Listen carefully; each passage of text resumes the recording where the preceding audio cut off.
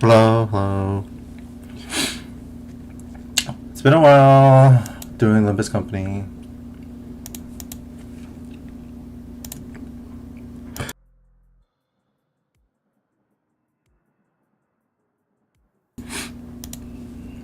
Alright, reading. Let's go.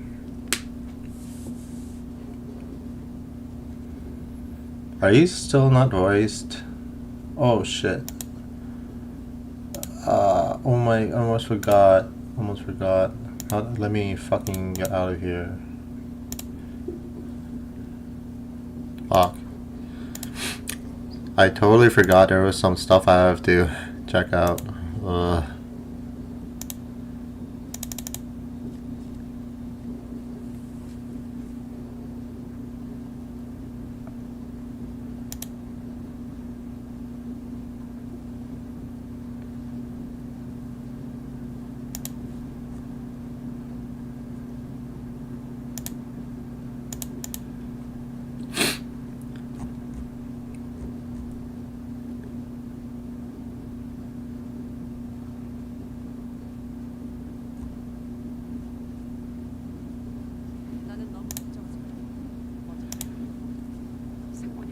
So, first we need to check this. So, we finish this, and then we're supposed to go here, which would lead to Railway 4. That was annoying, like not bad, but annoying, I guess. Right, I think we can conclude our consultation session here. I've been holding regular consultations with the senators for a while now. My session at Heathcliff ended earlier than expected. So, what are you writing in that notebook? Oh, this? I thought writing them down could come in handy later, in case I have to remember something. Heathcliff's been holding that notebook in his hand ever since this session started. It didn't seem like he was making a full record of our entire conversation. It was more like he was writing things down if they seemed worthy of remembering. Are you writing about Catherine? Won't deny that that's part of it. His expression becomes inscrutably complex upon hearing her name. He breathes in a lungful of air and lets out a deep sigh. He smiles awkwardly before sliding his notebook across the desk in my direction. I take a quick glance at the pages. Its contents are as disorganized and chaotic as his handwriting. But I also notice that several of those disorganized notes are records of his memories of Catherine, scribbled next to notes of significant moments in our journey. Records of memories he doesn't want to lose. Well, they ain't nothing important. Right, if we're done here, I'm off. Heathcliff takes the notebook and leaves the room. I catch a glimpse of his bitter expression as he steps through the doorway. It isn't long before Rhodia practically bursts through the door. Hey, saw Heathcliff leaving the room just now and thought it was my turn. That was a pretty quick meeting, huh? Yeah, we didn't really talk about much. I don't know what's gotten into him lately. He's been so tame.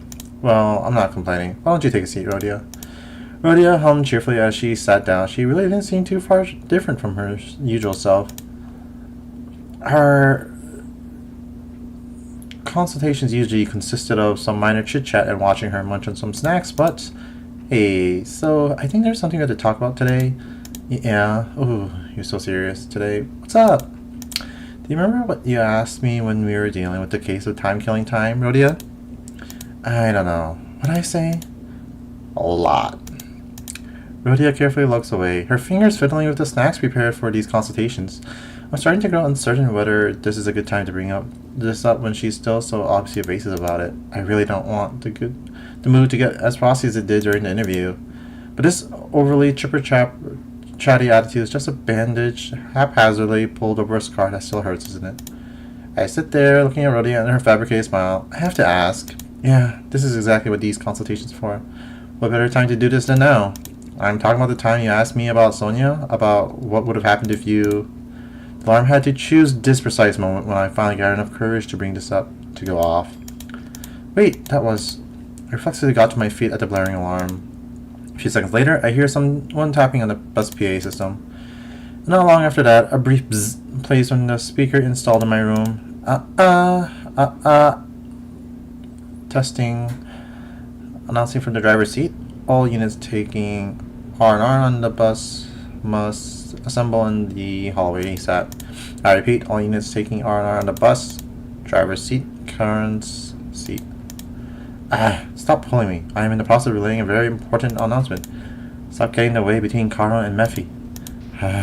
Virgilius' deep sigh was the last thing we heard from the bus PA system before Conran and Otis' brief squabble came to an abrupt end. My, a new backdoor is thingy. That's what the alarm usually means, right? Let's see. I'm gonna guess that this one's for a refraction railway. Blech, not a fan of those railways. They're so exhausting. I agree. Odia crumbles for a moment before rising from her seat. Kinda seems like she's trying to smoothly maneuver away from answering my question. What's just standing around for, Dante? Come on. Aren't you gonna to see what's going on? Yeah, I'm coming. I'll leave my empty consultation notes behind and follow Rhodia out to the hallway. Out to a very crowded hallway. The murmur rises and rises. The sinners were each sharing their ideas as to what this alarm might be for. It's going to be the refraction railway this time, right? Yep, line 4, most likely. Huh, this is gonna suck, isn't it? Attention! The executive manager has arrived. I have assembled your forces already in a timely manner. Thanks. Welcome, Dante. I heard the radio. Is it a refraction railway this time? Yes, the 4th line of the refraction railway, to be exact. Hey, I think they're getting used to this. When the hell are we going in? Whoa, Tessa hearkening at when the hell appears that she is requesting information pertinent to our schedule regarding our entry to the railway. To be exact, I think she's asking when the hell are we going in? Yoshu, who had been listening with a knitted brow as each sinner hazarded their guests, appeared to have finally found peace. Sinclair was right on the money. Hey, at least Greg and Isan got half of that right too. The bus alarms weren't the only things growing increasingly familiar to us. The sinners were really getting to know one another as well. Let's go check it out right now.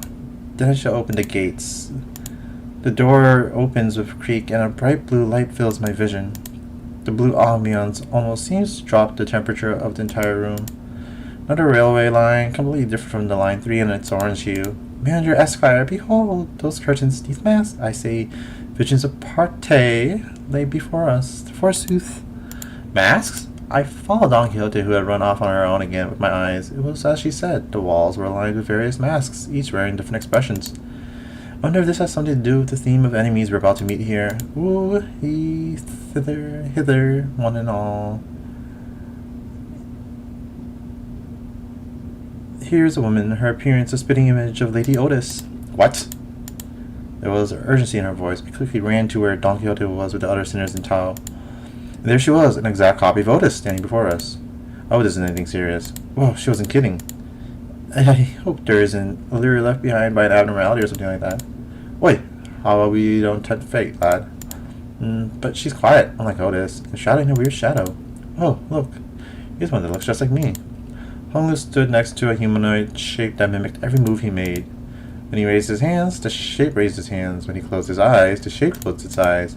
Right, almost like a shadow of the darkness and its mimicry. Wait, that looks like one of Honglu's identities. I noticed 3 more humanoids shadows standing nearby. What on earth is going on? We'd be much better off if they were some byproduct of an abnormality. However, if they are clones, we must move swiftly to exterminate them, Executive Manager. Request the immediate order us to prepare for battle. Give me a sec. I'll ask Foss first. No, you must make a judgment call at this instant. If they are indeed clones, then the head will... This isn't the first time she's asked me to make a decision like this, but she'd never been this serious or adamant about it before. Sound noticed attention quickly stepped in between the two of us. Miss Faust, would you kindly share what you know of this phenomenon? Yes, this entity is not a clone. Therefore, even if a week were to pass, the head would not mobilize. Faust nodded sagely, as though she had just learned something new before looking in my direction. Right, she probably wants me to explain what this is. I quickly blurted out the first thing that came to my mind. That one feels like a pecatulum. I wasn't completely sure, but that's the feeling I've so grown used to sensing whenever we encountered a pecatula. A pecatulum. It's blindly mimicking whatever Honglu is doing. I'm not sure if it has much or anything in the way of consciousness or ego. It doesn't look like a one-to-one copy of him either. Please be calm yourself, Miss Otis. It appears that aught has unnerved you. Otis bows, embarrassment apparent, but her head cleared with relief. My deepest apologies, Executive Manager. I should not have acted in such a unsightly manner before you. Clearly, I still have a lot to learn about the sinners. Every instance of these moments seemed to unveil something new. I was trying to get a better read on Otis' expression when Heathcliff suddenly asked a question out loud. I thought them pecatula are supposed to look like monsters, isn't it? The Sturtians in the pecatula must not be judged on a reference based on common sense, such as their physical appearance. But do you think we can handle them? Oh yeah, if they're going to swarm us like they did at the manor, or if they manage to somehow copy Virgilius, that's going to be a problem. Recall the railways of refraction we have suffered ere this one's arrival. It should not present before us a foe we cannot defeat. Yet the process shall be as grueling as it always has been, I suspect. Faust is aware that this entity is a peculum of envy. Peculum invidiae. Considering the strengths of the pecula we have faced thus far, it is unlikely that we will encounter enemies too far beyond our ability to defeat. The lack of precise tiered labeling systems means that it is difficult for one to make a subjective judgment. Speaking of which, what's the estimated time of arrival on the new risk levels and classifications for the pecula and distortions? The LCD has informed us that they have made significant progress regarding that project. It is likely that further details will be shared once they become more concrete. That's good to know. Oops, looks like the pecula running away all of a sudden. As we stood there talking to one another, a peculum that resembles Honglu suddenly shoved him to the side and began sprinting elsewhere. What the hell, mate? Don't just sit there and gawk at them when they're all liking it. Heathcliff sprinted after Figure, but he soon came to a sudden stop before us, starting to slowly back away. Oh, blimey.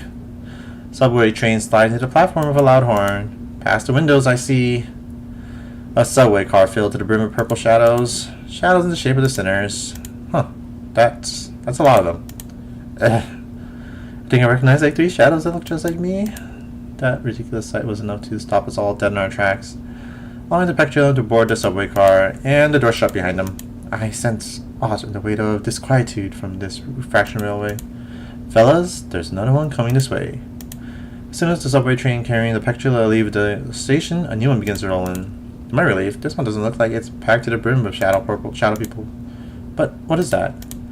There are curtains and masks. I don't remember seeing anything like that on the last railways we challenged. How uninspired.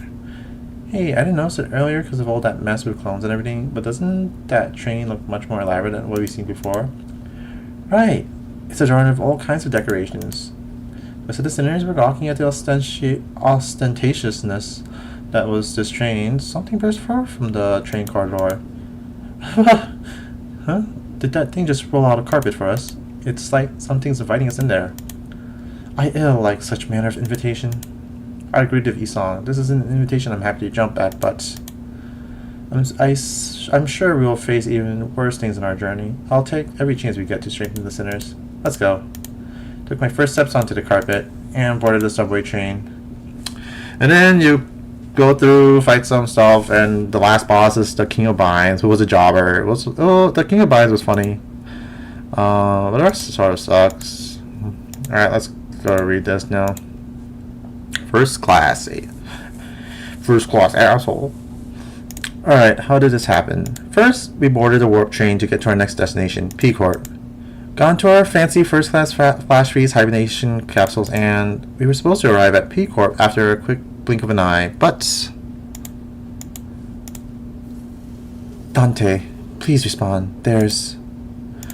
The first thing I saw when my vision returned was the perplexed look on Foss, who had entered hibernation at the same time as I did. Then I realized that we woke up mid-transit on the warp train, which can only mean that we are now stranded in some lost, unknown dimension? Dante, I understand your considerable degree of disorientation, but... What the hell happened? First things first. Let's rewind and return to the very start of this highly unfavorable situation we find ourselves in. A few days ago, our next destination is to a warp train, Dante. What? Yep, that's where it all started. There I was still perplexed by the incidents at T-Corp with my awful idea of clearing the air by asking Virgilius for our next destination, not knowing the storm that my innocent question would bring. Verily, I must have misheard. I'm quite certain you didn't, Quixote. We are now en route to the T-Corp warp train station. That warp train station must have some conundrum that must be resolved there. Indeed. A quest that must be swiftly addressed at the station, yes? The distortion pop up at one of the warp platforms or something. I see that you are now significantly less disinclined to take on some side jobs, but no. We are boarding the warp train to get to P-Corp. End of story. There's nothing between the lines, so don't try reading into it. It was only natural that the sinners immediately fell into a state of collective dumbfounded shock. None of the sinners have any history of working at W Corp, but we're actually taking that train. Through what vague information we could gather from the identities, we all had some fragmentary knowledge about the terrible secrets of the warp train's operations. I initially considered hiding this information from the rest of the sinners, but since sharing things with everyone and letting them get their 2 cents in usually ended up being pretty helpful, I've been sharing more of these as of late. Though I have very dim, if present at all, recollections of the time during which I wear the identities. It can be determined from the conversational records between the manager and the identities that the mechanisms behind warp trains operation can be deemed as somewhat bizarre and inefficient. Oh yeah, it's that 10-second trip that actually takes a long time, right? And when the train reaches the destination, they just wipe the passengers' memories. I also heard that the passengers get so tired and weary that they start literally ripping and tearing into one each other. Sounds like I might finally have a chance to see a masterpiece with my own eyes. Even when the sinners wear the identities to my identity cards, the identities, memories, or beliefs don't bleed into them once it's over and done with. I remember when Foss explained that, due to risk associated with embracing such influences, that there was a filtering process to intentionally block them from reaching the sinners. That's why the sinners could use identities of some of our worst enemies without getting infected by their philosophies and whatnot. But it also meant that they couldn't retain any new information that each identity had to offer. That's why I keep a record of some things that sound particularly important and sometimes share it with the rest of the sinners. My voice doesn't really carry well past the window, so most of our communications are one-sided, but I had an abundance of W Core identities, so it wasn't difficult to piece together the truth behind the trains. But, maybe ignorance really is bliss. Your alarmed response and possible compliance have already been accounted for. Lady Faust, then thou hast known this all along. Wherefore hast thou not deigned to tell me of this? Faust has indeed known this all along. As no knowledge is out of Faust's reach, I suspected a solution to your dilemma has already been prepared. I seriously doubt your solution involves not getting on the train, so what is it? The bus. Oh, what about this bus? There's no way this thing fits inside a train car. Charon vetoes too. No one to feed Mephi when Charon's gone. Miss Faust, the rearmost tail cars of warp trains are all freight cars. That is where Mephistopheles will be safely fastened and transported. And the LCV will have the benefit of boarding as first-class passengers.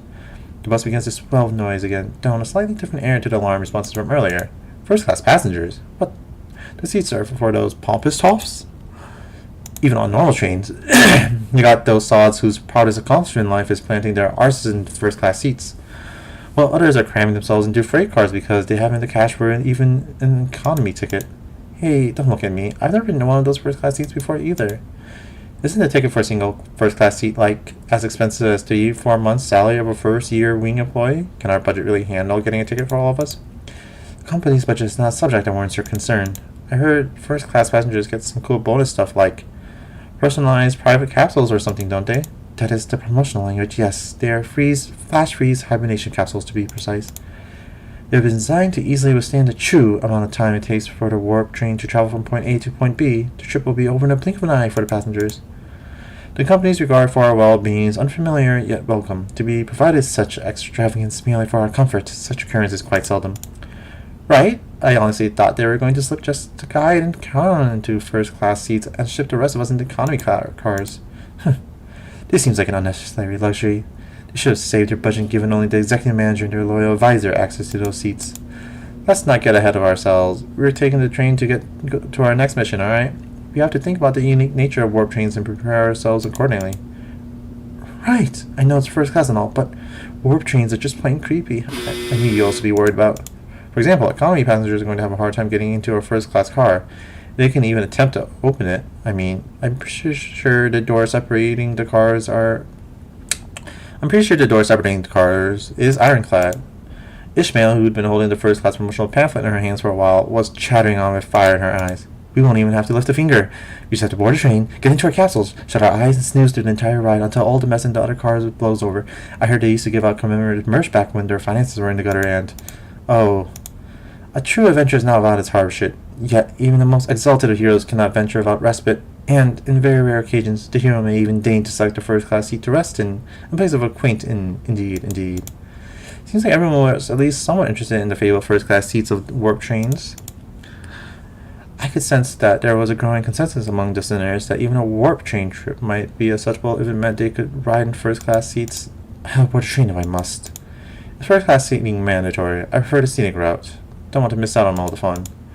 Virgilius pretended not to hear Yoshi's question very well. Then I assumed that we are all in agreement. Let's go. I have a great report to discuss with thee. What is it? Outfit, lass. Being around the bush ain't like you. Don Quixote carefully began, almost whispering in a low voice. That is, in the first class seats. I heard tell that we must board with our feet freed from our boots.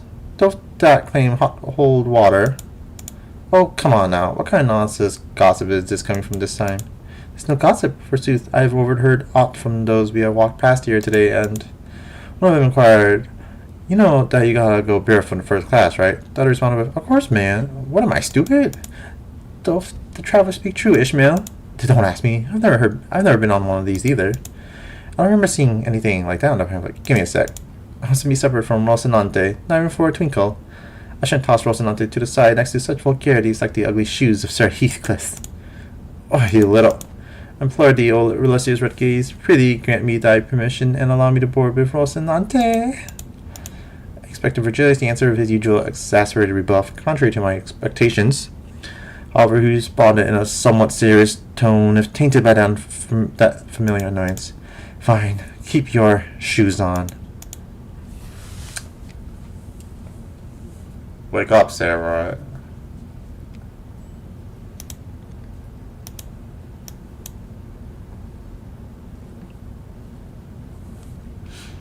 This place is huge. That was the first impression of the warp train station. Oh, so this is... Don Quixote shouted vibrantly, immediately recovered from her previous apprehension of the sheer possibility that she might be separated from Rocinante. So each nest has one of these massive structures in them. I've got nothing. Oi, know anything about what they're asking? Heathcliff asked, gesturing toward Morceau with his chin.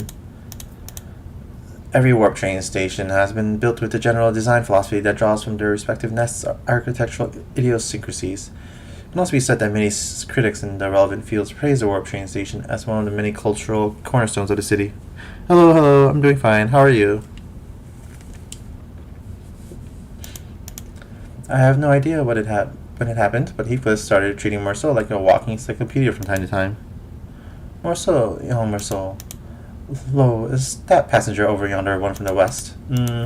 Incorrect. Leather-based clothing and metal armor are predominant fashion trends often visible in the outfits of the Western population, while the individual's cloth-based style is something ubiquitously observed throughout the population of North and South.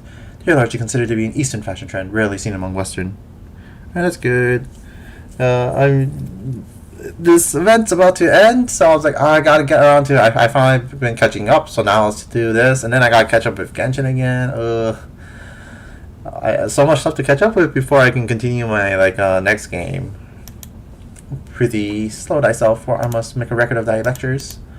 What wisdom dost thou have to impart regarding the fashion of the northern region? I have once espied in a magazine that they are garbed in puffy, loose-fitting outfits, understandably so, given the colder climate of the region. An opportunity for a first-hand observation stands before you. Oh! Ah! 3 seconds of screaming duet, one of utter fascination, the other of unmitigated frustration. What the shit? You nearly blew out my eardrums. You're the one to talk. Dude, I got an audible frequency range expansion implant on my eardrums. Holy shit, man. Now get the hell out of my way. You're blocking the walkway like a ragtag band of hicks who's never even seen a warp train before. Damn it. I take the train all the way here for an expedition, only to lose my target, and now these assholes trying to blow out my eardrums. Great. Just great. I love this. Guys, is it not obvious that we've never been on a warp train before? And the round ticket fee came straight out of my damn pocket. Whoa, watch out, big fella. Someone might get seriously hurt if you keep swinging those 4 arms around, each holding a weapon to boot. Prithee, wilt thou stand still for but a moment to satisfy a few inquiries of mine regarding thy outfit? Ooh, yes. Daniel, I'm still for 5 minutes and I. Seriously? The fixer, with a particularly impressive set of prosthetic arms, spent a few minutes venting several of his numerous grievances at us before storming out to a different platform. Indeed, 'tis grand, the city of sundry odd personalities. I'm pretty sure he was thinking the same thing. I guess there really are a lot of people in the city with full body prosthetics. That's when Virgilia slowly walked up to our group. Well then, we'll rendezvous at the destination. Huh? Will the illustrious Red Gaze not ride us alongside us? W Corp policy demands that fixtures bestowed with a color title must board a train specially prepared for them instead. Ooh, are you like riding the first class plus or something? That's a color fixer for you, I guess. Special treatment from the wings no matter where he goes. Kanon wants to go back to Methy. Methy will be lonely. I told you before, Kanon, 3 separate times, actually. Each time I bought you one of those candies that people aren't allowed aboard the freight cars. Then Miss Faust. Yes? Virgilius, after exchanging a knowing look and a nod with Faust, escorted the particularly peeved Kanon away. Dante, let us proceed this way. Followed Faust's guidance to the entrance of our train car. Damn. Whoa. Hey, our colors are starting to come back. Ooh. Hey, these must be the fabled complimentary food and drink of the first class seats. Heck yeah, of course. Quality stuff like these gotta be included with that insane pricing. The general response to this room was a surprise at the rows upon rows expensive looking sizable capsules. Flash freeze hibernation. Huh, I guess it literally freezes our bodies in a flash. Faust, are these flash freeze hibernation devices safe? Please elaborate on your definition of safe. These things are supposed to freeze us all, right? Can we really come back from something like that? A flash freeze hibernation device will put you in a temporary state of death caused by rapid cellular cryopreservation process. However, the rapidity of the process prevents damage to your cells during the phase change, therefore be changed or by ice crystal growth of hydrogen molecules. I missed about half of what you said, but your point is that it's safe, right? Yes, as far as Faust is aware, even if an issue were to arise during the journey, because everyone will be reverted to their states at the beginning of the train trip upon arrival, there won't be any lasting complications from the said problem. You got some real talent dragging out something simple as, yeah, it's safe.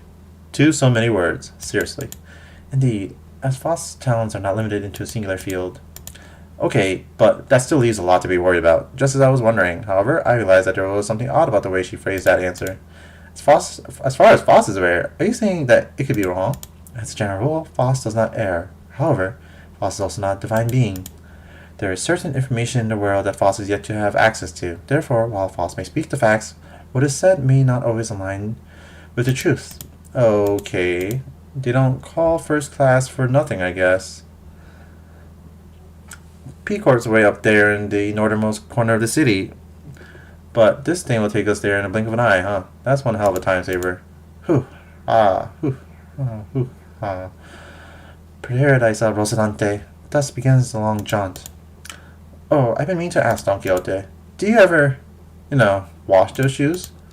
Where'd that come from, Rhodia? No, I mean, think back to when we were inside that whale. When that whale blew up, we got all kinds of its gross, slimy bits on us. They were on our clothes, our shoes, everything. Yeah? Do you remember how much we had to scrub to get that bloody, fishy, fleshy gunk out of our clothes? This really isn't something I want to revisit, but yeah. Right, and do you also remember how Don Quixote never took her shoes off once during that whole ordeal? Okay, I guess they do look a bit filthy. I asked thee, dear compatriots, hast thou ever witnessed an errant knight who leaves the side of their beloved steed? Can't say I ever witnessed a knight before, though. That thou shalt know, starting now, behold, it hearkened to it, remembered it well. They don't spare us even a moment of quiet today. Oh, have you been on one of these, Otis? I have been treated to premium VIP seats of similar grandiosity back when. This is nothing to fuss over. Otis, who was sitting there and shaking her legs, suddenly asked Faust a question. Hey, you're that confident that no accidents ever occurred on one of these first-class cars, yes? In order to prevent cases of unnecessary anxiety and misgivings amongst the sinners, the history of accidents that has occurred aboard warp trains will not be shared. Wait, what the? Beep. I think we're leaving soon. This is for Warp Train PW 612, bound for P Corp. Boarding period is ending soon. Hello. Joseph, the piano guy. Piano. The sinners who were either leisurely enjoying their complimentary snacks or taking a look around the first-class car suddenly became a lot busier. Then let us hurry and enter our capsules before it's too late. Oh no, why isn't this? The other sinners made it into their castles, no problem, but I felt like I was the only one who was fumbling. Is it anxiety, Dante? I think so. Initiating warp in 10 minutes. Allow me to assist you. Stand as though you are leaning back, and Faust expertly guided me into the capsules as though she'd done something like this before, then press the button inside the capsule that closed the hatch. Let's see. So what, this is Don Quixote stacked here as usual. I want to say this is Isong, Foss, Honglu, Ryoshin maybe? I don't know. I'm just guessing. Do not worry too much. Could be someone else. I'm not too sure. I feel like that's Foss. We will meet again in but a moment, Dante. I thought I heard a brief sigh, but I had shut tightly before I could ask her anything. Initiating warp, please confirm that your seatbelts are firmly fastened. The last thing I saw before my capsule began to fill with gas was Foss climbing to her own capsule opposite of mine. I had no idea then what she really meant by we will meet again in but a moment. Dante, you must wake up. Dante. One thing I knew for sure was an inconceivable situation has occurred. Oh yeah, there's no accidents on the train. Just don't worry about it. Accident immediately happens. That something has seriously gone wrong. So this game is like the third game in the series, but it's also the first live service one, so if you don't keep up with it, you fall behind, which sucks.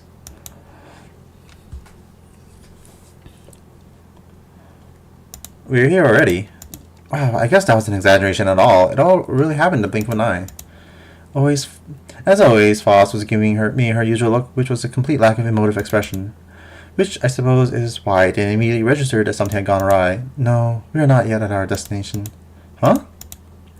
When I finally came to, and after I had some time to digest that odd reply, I looked at her face once again, and realized that her expression was more antsy than usual by a microscopically minuscule degree. So, this train is still running? Yes. Then where are we? I believe we are currently stranded in an unidentified dimension, coordinates unknown. I took a reflexive, deep breath from the sheer horror of the numerous implications stuffed into that dryly delivered sentence. When that passed, the first thing that struck my mind was that we were about to suffer the very thing that we were so worried about. I see. But I soon found myself calming down. Yeah, this had to be part of Foss's plan. She probably saw us coming from a mile away. I'm sure she's about to proudly tell me every little detail of her plan that'll help us out of this situation. This is all just part of the plan, right, Foss? That was an unusually long silence from Foss. You're half correct, yet half incorrect. With that, Foss left me to flounder into a chaotic stream of vaguely terrifying information as she began stopping by each capsule to wake the sinners. Oh, we're here already. Man, it really happened in the blink of it. No. Oh, what's this? You're here already? For real? It really happened in the blink of it. No. Oh, we're here already. I guess I really was wrong over nothing. No. Oh, no.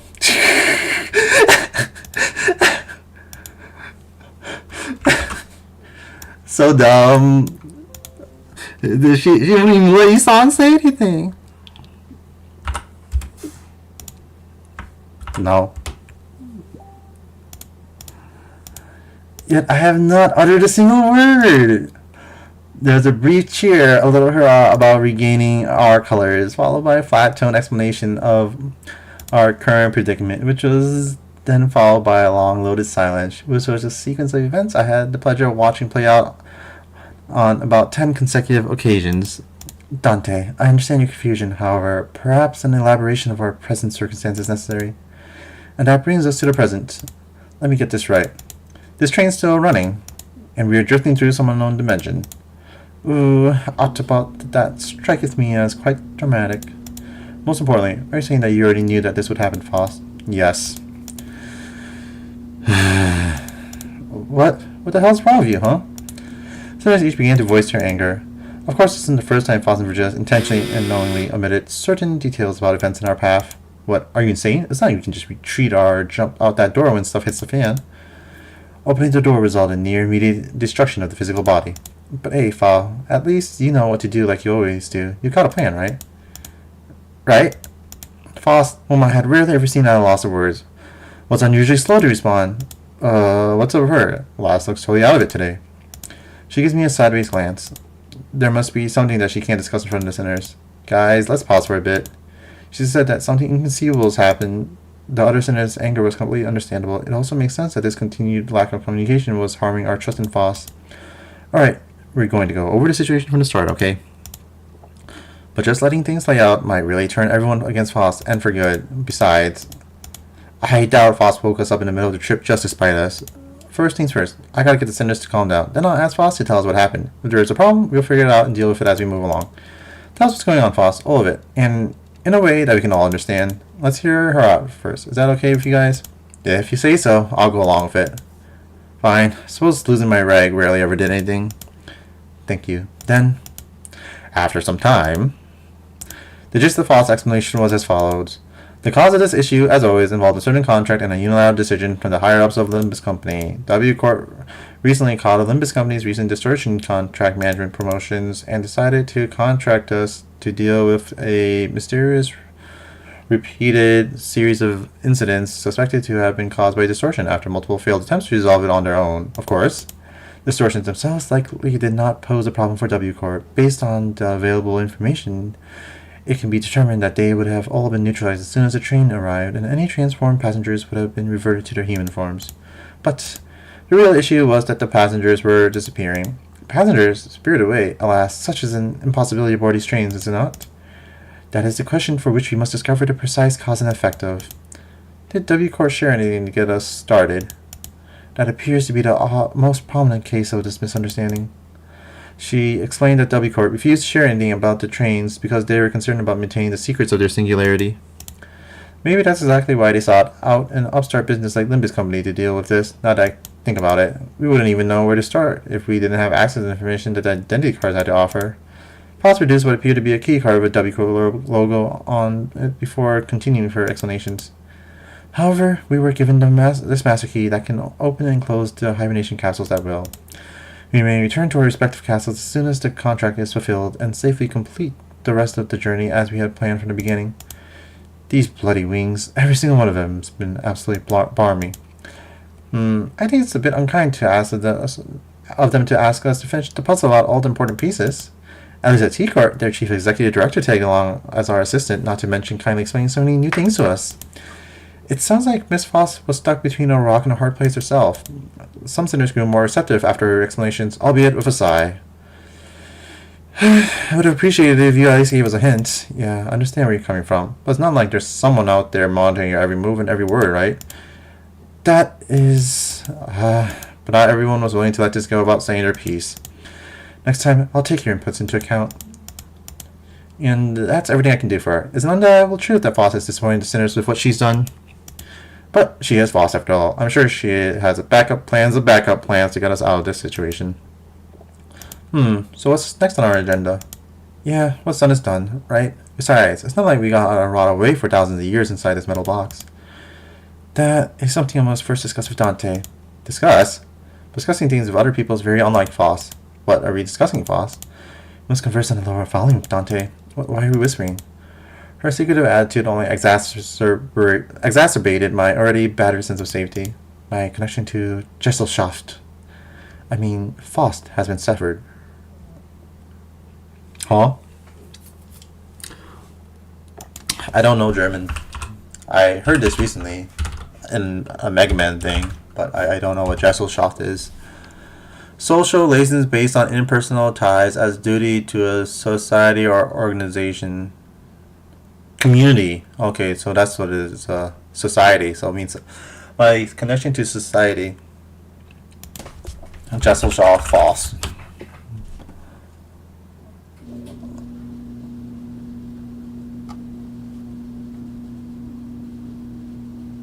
So this is just like okay, so there's nothing.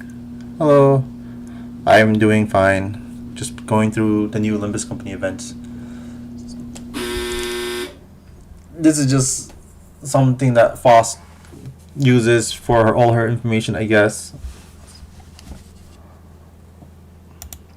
I'm sorry, what? I cannot access Foss's knowledge at the moment. I guess I really was right to be anxious. Fuck. That is what happened. Foss has been disconnected from Fossfuck. Very unfortunate. Alright. Let's see.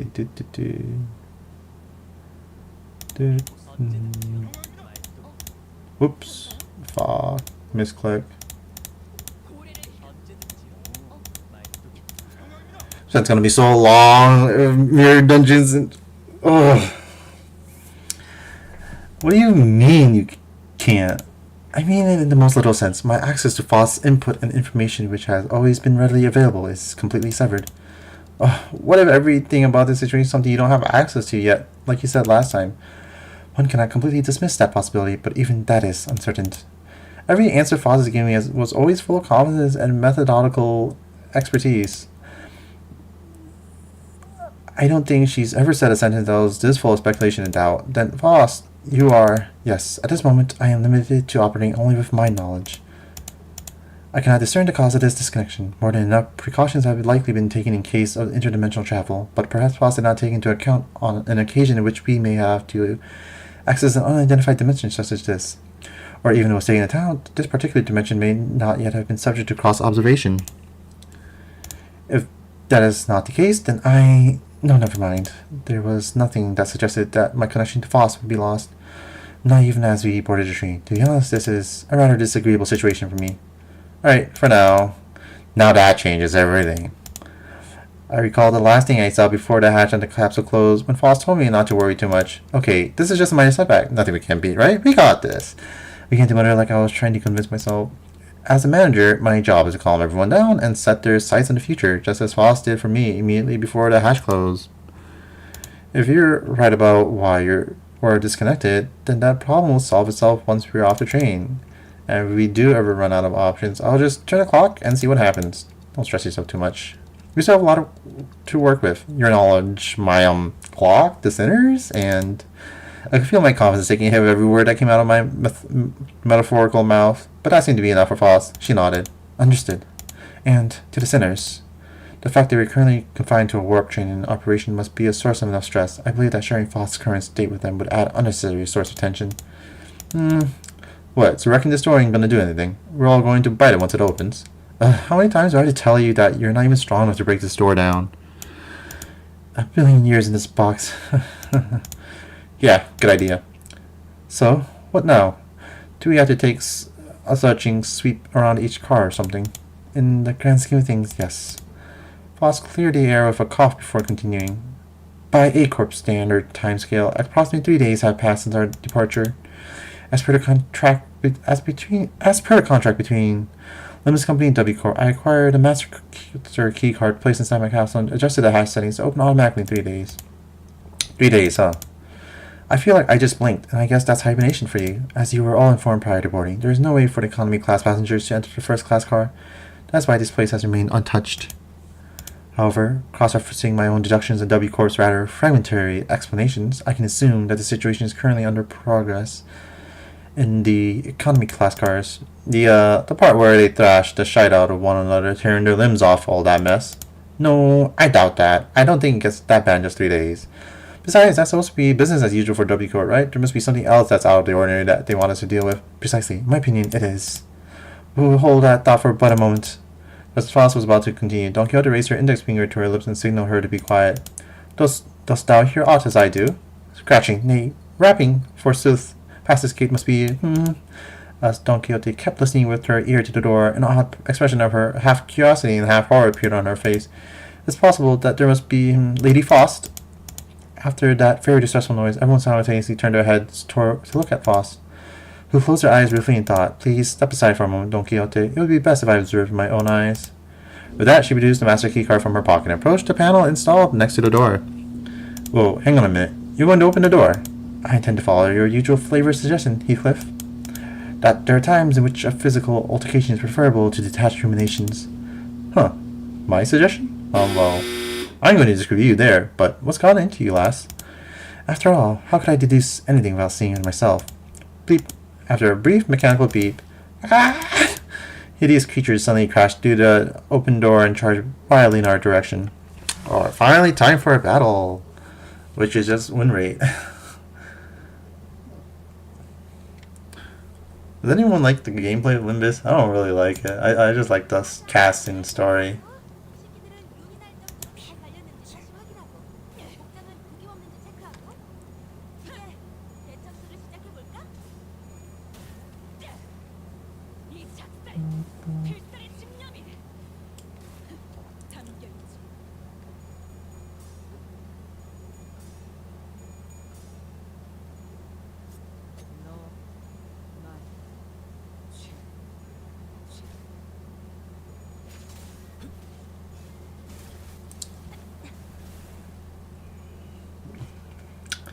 This is a gameplay. That whatever I'm doing right now, that's it. You just click this button and watch.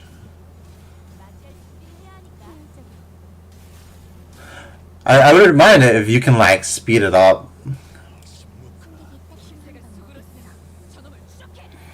But like, since it takes so long, it's like, oh,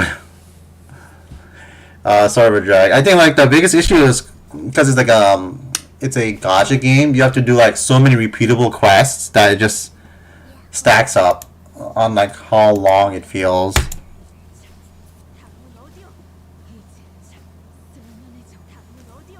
Since you know, gacha games all about like farming. Yep. Oh, actually, like, there's sometimes you have to actually play the game when the battle's tough. But like this was like really easy, so yeah, it's AFK. But you also have to babysit it because there's no auto battle. Lady Faust, however similar in appearance they may have been to the passengers, verily 'tis as though they were in complete want of sense, like people politified by the whale. Don Quixote hesitated until the last second to raise her weapon against them. She hung her head mournfully. Normally, Faust would have told her more information about those monsters before the fight began, and she would not have been burdened by the sheer thought of bringing harm to the innocent. Faust began searching the area, closely observing various bodies in the general area for information. You appear particularly inquisitive today, Miss Faust. Huh, yeah. Aren't you usually the one who has all the answers while we are racking our brains trying to come up with something? The sinners were starting to feel that there's something off about Faust's behavior. They might even soon realize that there's something wrong with Faust. Don Quixote, they are not dead. Huh? Observe closer. The parts are all tethered to one another by something, are they not? Oh ho! It appears that the flow of time has ceased in this space. Therefore, it follows that the connections that tether the bodies to life and away from death remain intact. To my relief, Faust managed to correctly figure out what's going on like her usual self, even if it took her slightly longer than it usually does. Hey, what I say? We got this! Huh? What was that about? Oh, nothing. But I forgot that not all sinners were content with nodding along to whatever information Faust told us. The flow of time is seized aboard a warp train, isn't it? Isong grew pensive, seeing that Faust's lips parted for a moment before closing shut. I was starting to get a good read of her expressions. That was an unmistakable look of regret, however short-lived. Howbeit, would it not be more accurate to muse that the flow of time has decelerated to the point where, to an extra-dimensional observer, it has slowed to a stop? What is your perspective reading regarding this suggestion? Yes, that is the most rational suggestion, Isong. Did Miss Faust just get something wrong? Wow, Isong sure is a time expert, right? Can you summarize it in easier language now that we are talking about it anyway? Gladly, if you would allow me. He's so happy. Isong began to elaborate with gentle enthusiasm. That was close. To speak in brevity, it can be said that death's not an element aboard this train. And can you maybe speak in a little less brevity? To elaborate. Really, this one's heart beats still. Don Quixote lowers her head and listens closely to what appeared to be a dismembered torso and shouts relief. The state is akin to an unassembled jigsaw puzzle, merely immobilized and separated. Though their corpus has been sundered, the concept of death is at a state of, for all intents and purposes, eternal delay aboard this train, existence in continuance of moratorium. Forced they are to be tethered upon the thinnest yet tenacious thread of life. I ill understood what hath been said here, yet they are not dead all the same, If their severed parts are all connected, then it can be said that no matter how entangled their bodies become, it's not impossible to eventually gather their parts together to form a single passenger. Thus, naturally, we can determine how and why the professional W Corps cleanup agent has come to be. I see, because someone will have to be categorized and reconstruct these puzzles once the journey is over. It's really baffling to me that a job like that even exists. I've never seen a wing that wasn't baffling in every sense of that word. Still, I guess that means that as long as the train arrives at the station, they'll all be put back together like nothing happened. What I learned, though, through the W Corps identities, their main job was to gather chunks of flesh together to bring them back to their original shapes before they boarded the trains. It is a lot more visceral when I have to look at it in person. Phew, that is quite the auspicious news among ill tidings indeed. It soon clicked in me what Faust was, though with some awkward effort trying to do as I watched Don Quixote sigh with relief. Maybe Faust was trying to cheer Don Quixote up in her own way. The other Faust would not find it even necessary to do something like that. Dante, What's up? Oh, time to whisper, right? Indeed, I intend to collect further intelligence. Well, there's anything I can tell you. Paz cast a dark gaze toward the chunks of flesh. Her gaze remained fixed upon them as she whispered, "Are they distortions or abnormalities?" "Oh, yeah, I actually wanted to ask you about that. They weren't humans, that's for sure. From them, I felt the same sensation I felt from monsters. Something inexplicable, an unclear sensation or an aura. I felt it somewhere before, I'm sure of it, but I couldn't quite pinpoint the source of this sensation. One thing I do know for sure is that this sensation was not the same feeling I got from abnormalities, distortions, or even the Pacatula. I had to lean one way or the other. I say they're closer to distortions? I'm sorry, I don't think they're either of those. It's difficult to be certain at the moment. Again, I'm not sure how I can explain this, but they're very, very similar to distortions, but also different. If you had to ask, then I'm gonna guess Foss doesn't know. Foss may know, but I, at this moment, have no way of knowing. I feel like I should apologize for that. There is no need, Dante. Though the information you have provided me is rather ambiguous, it has helped me to do something of worth. Oh. Oops. And collecting intelligence myself and creating deductions based on sparse information is quite... She paused, holding a bloody, slimy chunk of flesh in her hands. Did she just smile to herself with gore in her hands?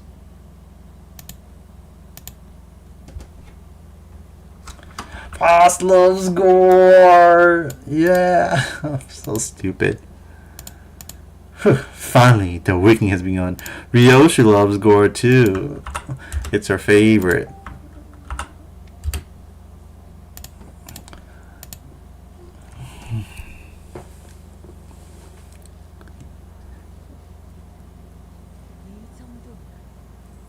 Look at that right there. All go after a hard day of work of cooking.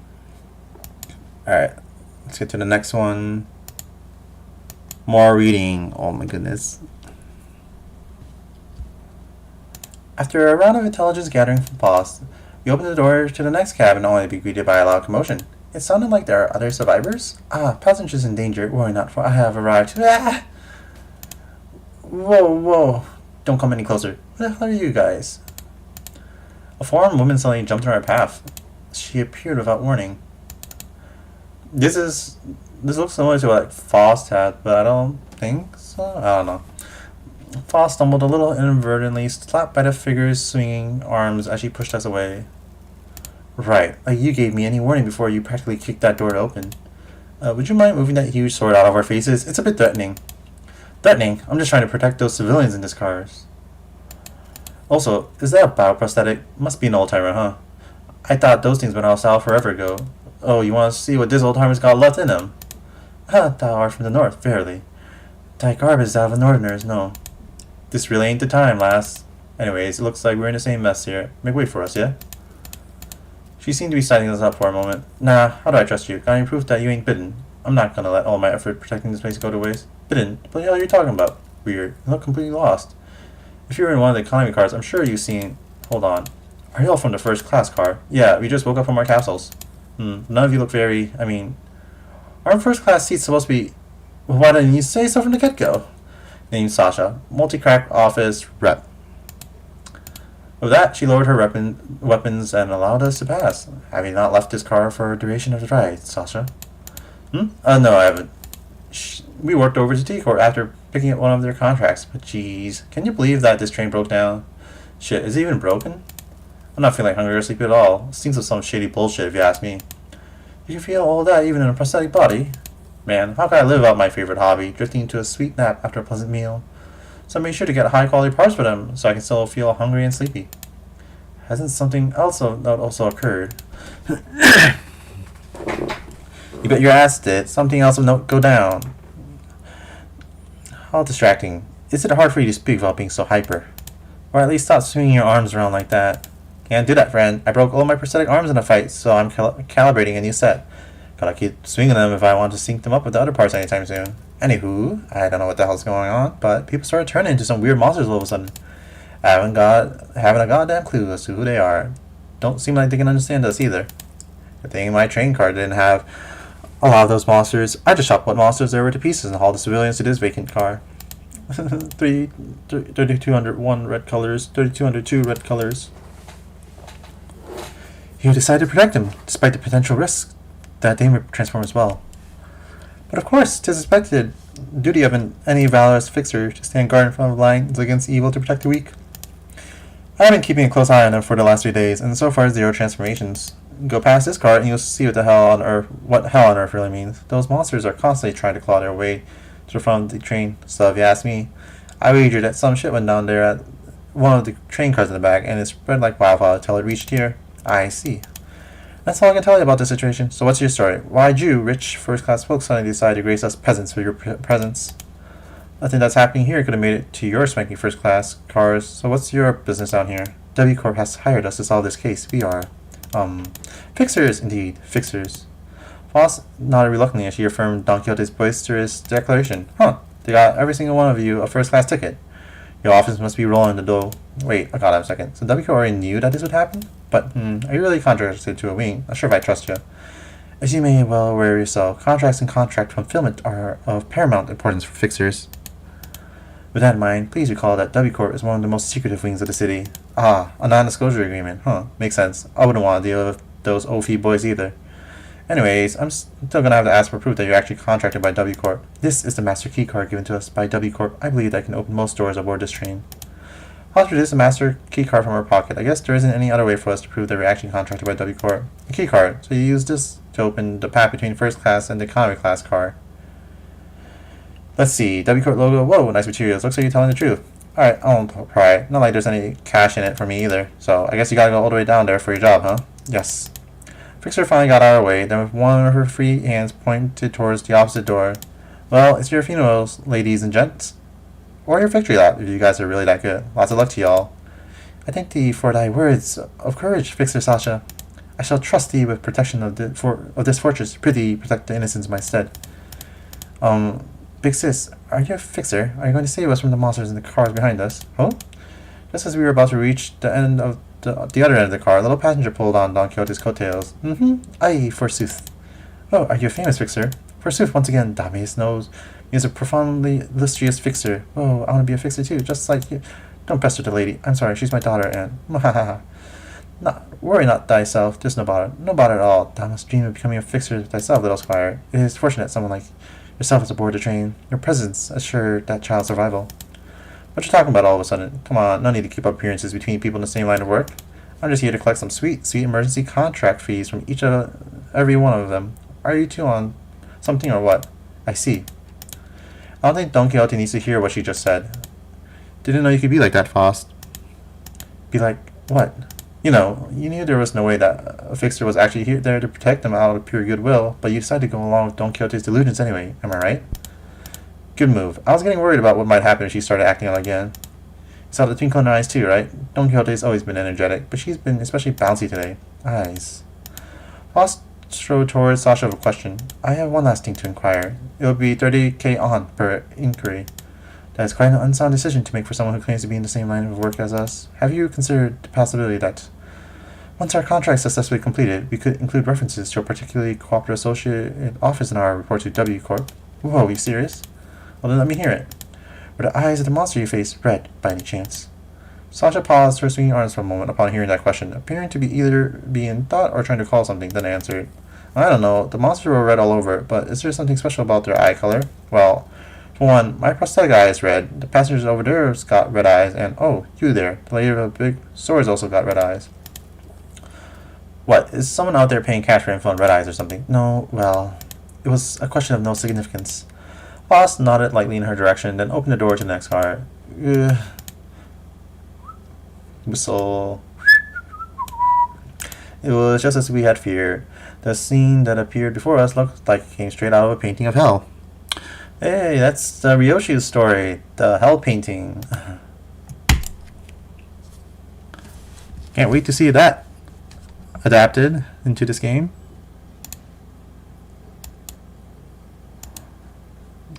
Let's go, new battle.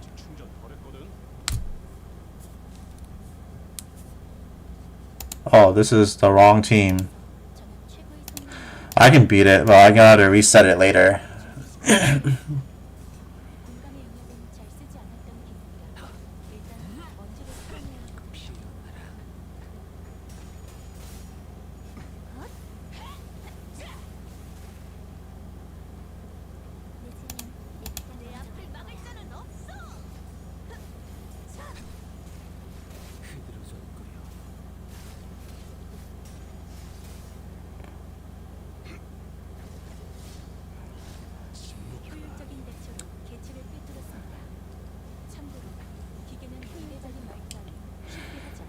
Oh yeah, that's what I was mentioning earlier. Sometimes you have to like actually play the game.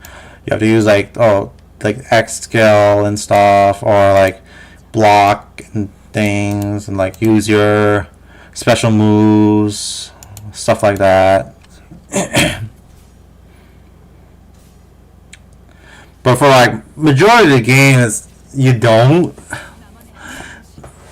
I was like, damn, this sucks.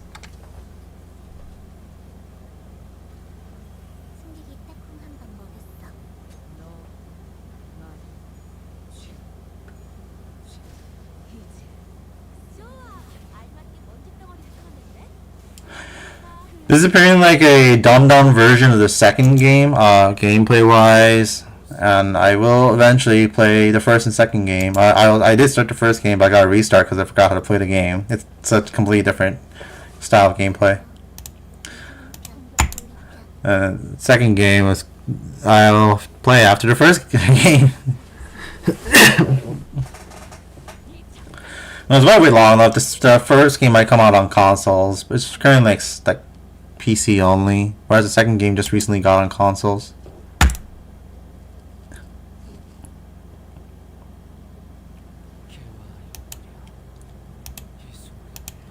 Alright, so this is the wrong identity, so let's see, 1, 2, 3, 4, but this is not the one I want. Why is Otis like so far behind? There you go.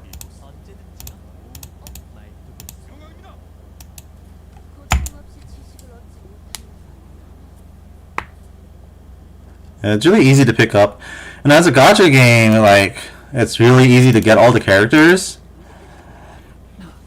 You just the problem is you just have to play the game, and you do all like the weekly, daily challenges. You get like currency to buy the characters, so you never have to like really roll the gacha for it. So that's really nice.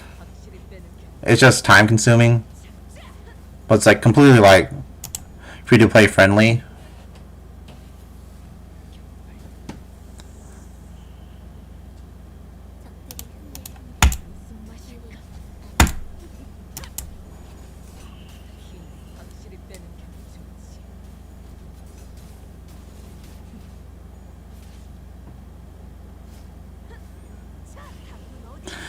Yeah, a lot of this stuff spends like cosmetic goods and like the battle pass stuff.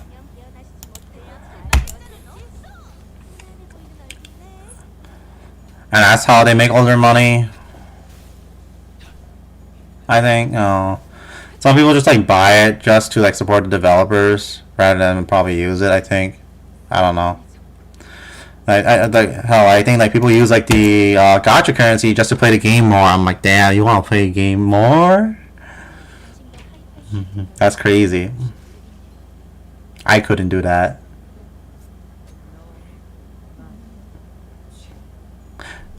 But I really do like the little animations and stuff for all the characters and things. They're nice to look at. There's a lot of like status stuff happening here, but I'm not good at this game enough to like utilize it properly. I just choose whoever is like I like and is good, and just do this like pseudo auto battle thing.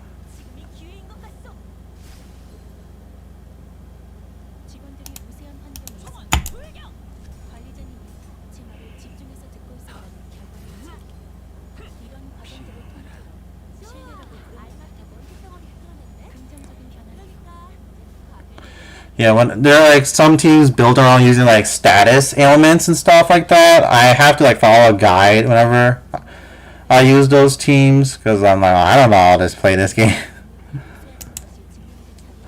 The entire like mechanics I don't understand.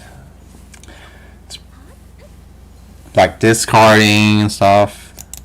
Where yeah, it's like I'm like talking about stuff like people who don't even play the game will obviously not understand.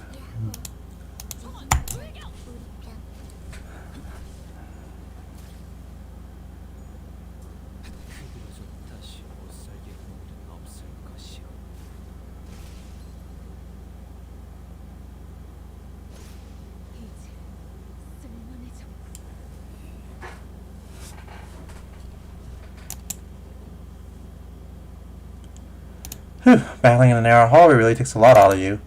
Too bad. Making big movements when there's not a lot of room to move around and takes more energy than you might think, especially for people like us who use longer weapons. These enemies were much harder than the ones we fought earlier, but it was inevitable that their sheer number would eventually wear down the sinners. What are these things, Faust? Yeah, I've been wondering that too. Why are you so tight-lipped all of a sudden? Those entities are... What do you think those entities are? Huh? Didn't I just ask you the same question? Oh no, are you... Use the chance to come up with our own answers first. Of course, Foss did not confirm nor deny his question, but Sinclair was perfectly capable of interpreting her signs in his own fashion. There are some things I learned after fighting them, I think. These monsters aren't mad at us, nor do they want to attack us because we're an obstacle. That's not why they're attacking us. Quite. Tis apparently that they hunger for charging at anyone and anything in a desperate quest of it. Right. That's strange, though I thought hunger or thirst wasn't a thing aboard these trains. It could be determined from the entity's attack patterns that their offensives were not based on rational thought. The source of this behavior can only be traced back to their primal aggressiveness. Yes, and was there anything else? Oh yeah, I think they all had red eyes.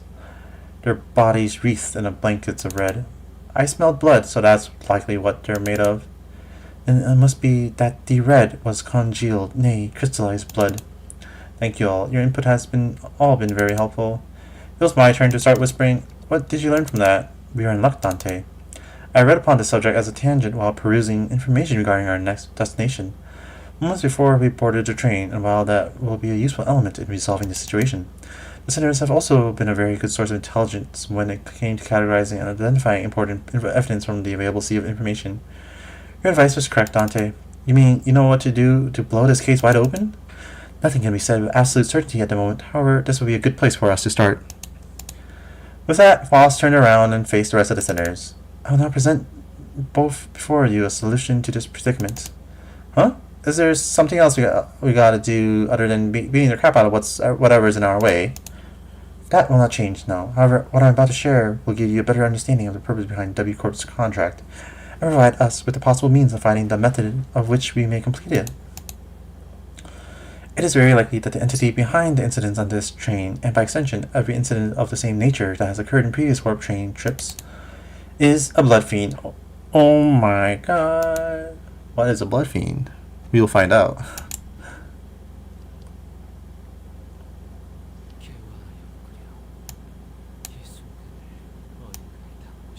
And that's our first checkpoint.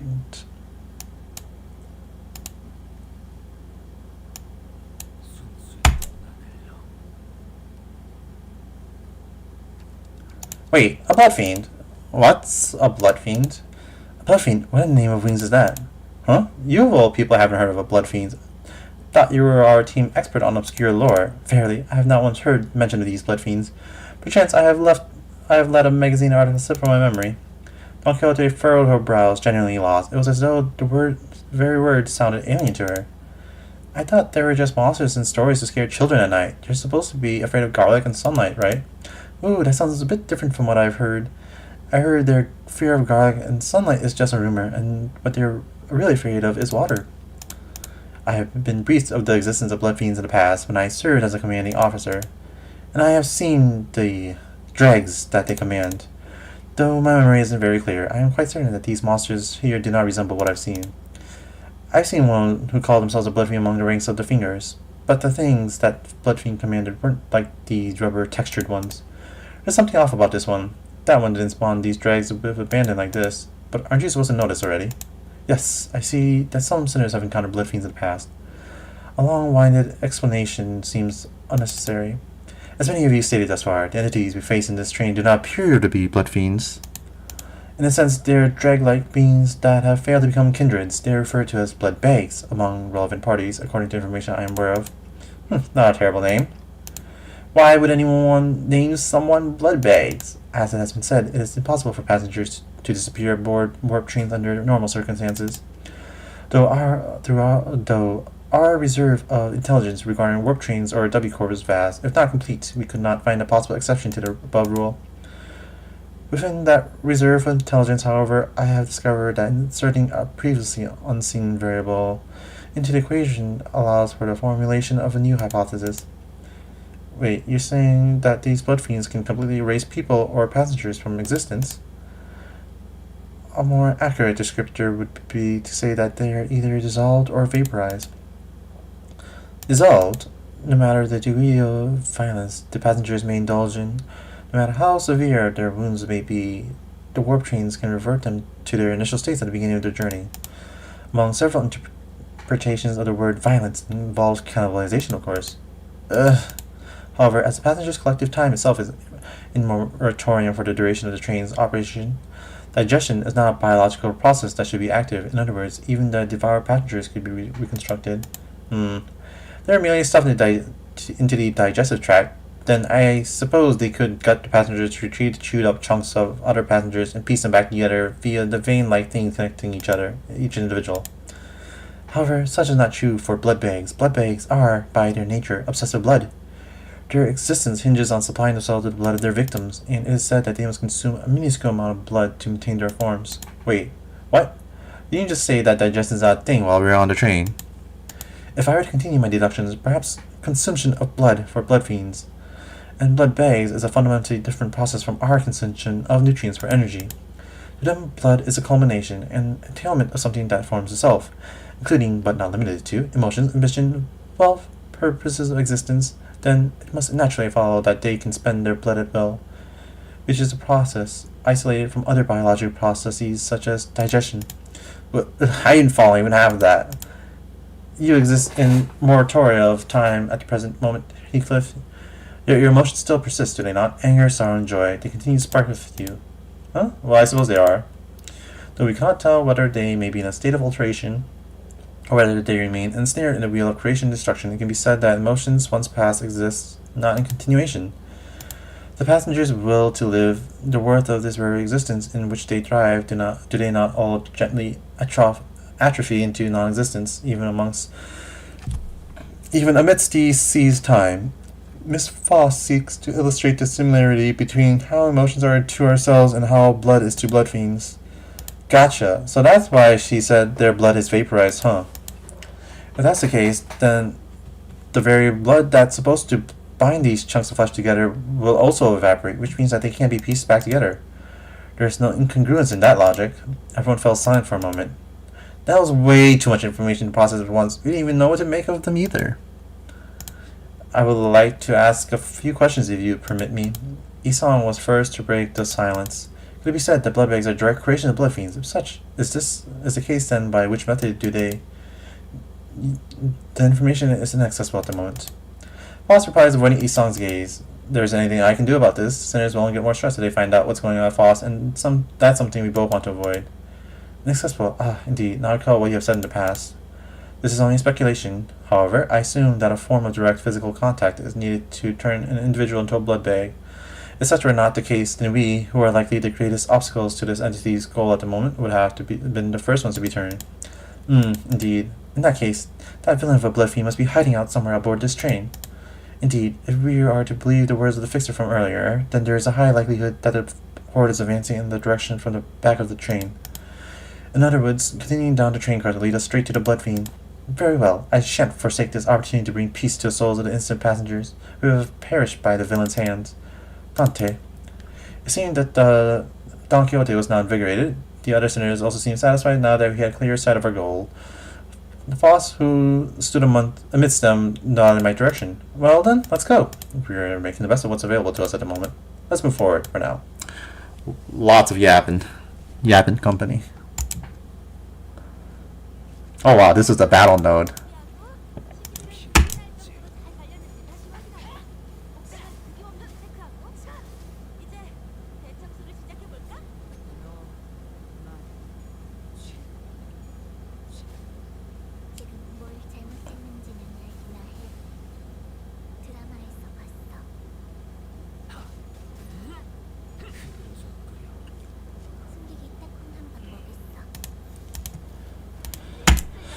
So it looks like anyone like in like a air quote killed by a blood bay cannot come back to life because their connection that allows them to come back to life or piece together is severed.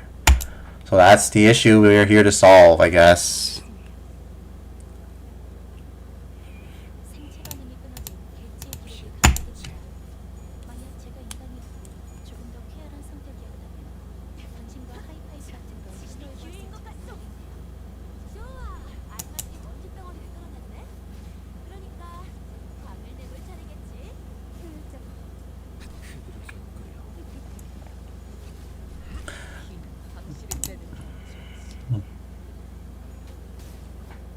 잘했군. 한 놈도 남지 않을 때까지 지금을 반복한다. 쉴 새는 없다. 직원들이 우세한 환경에 있습니다.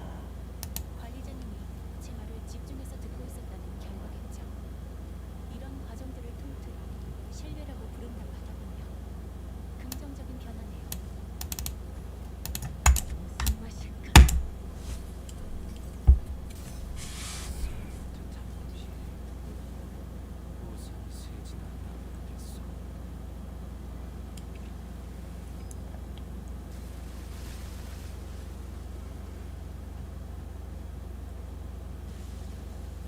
효율적인 대처로 개체를 꿰뚫었습니다. 참고로 기계는 입에 발린 말 따위 쉽게 하지 않아요. 빼는 페이지. 쓸만해져. 지금이 기회인 것 같소. 지금이 기회인 것 같소.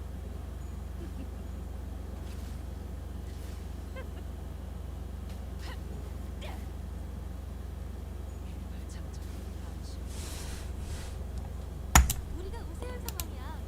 내 앞을 막을 자는 없어. 비스킷을 꺼내 먹으면서 싸우려는 얘기는 아니었는데.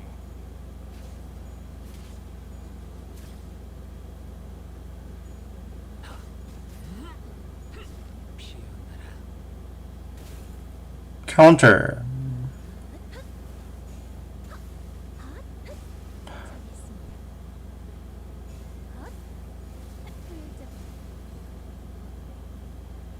이 작살, 필살의 집념이 담겨있지. 자, 다음은 어디요? 대성공이야. 칼은 신나. 노래 부를까?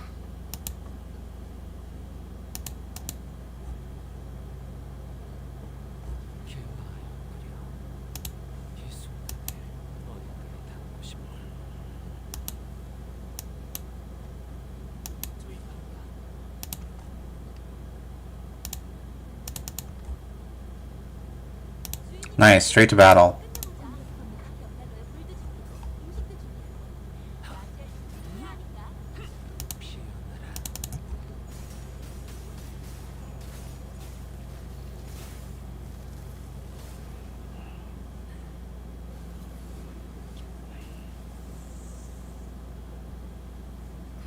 기다리는 거 못해.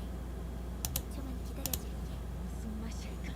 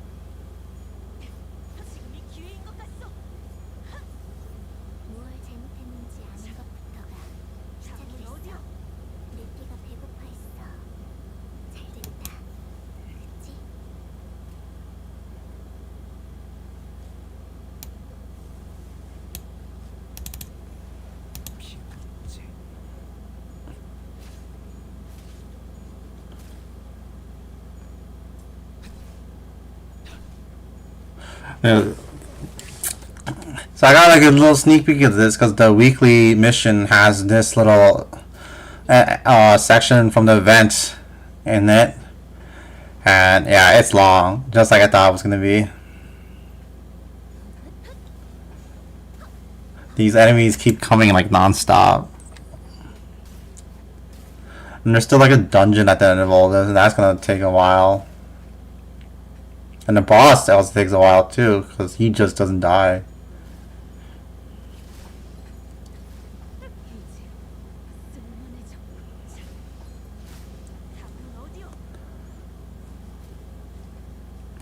And I gotta farm the dungeon on my own free time for the event rewards. Manager Esquire, halt! Behold this poor fellow, he lives still. Don Quixote, her round eyes wide open, began sprinting somewhere. No, stay away from me, you monsters! Hey man, we're not those monsters, you alright? Huh? That arm, you're starting to mutate too, aren't you? You must be turning into some bug-like monster. Ah! What? No, this is. Gregor stumbled for words before chuckling and casting his gaze toward the floor in disbelief. Yeah, well, no surprise there, I guess. I suppose there's no way to tell right away whether this arm's a monster, a prosthetic, or whatnot. It's possible that you are mistaken due to his bioprosthetic being of an older, outdated make that is now rarely seen in the city. Ah, prosthetic. That's relief. I thought those crazy bastards were trying to break in again. As you can see, my legs are messed up. I had no choice but to hide in here.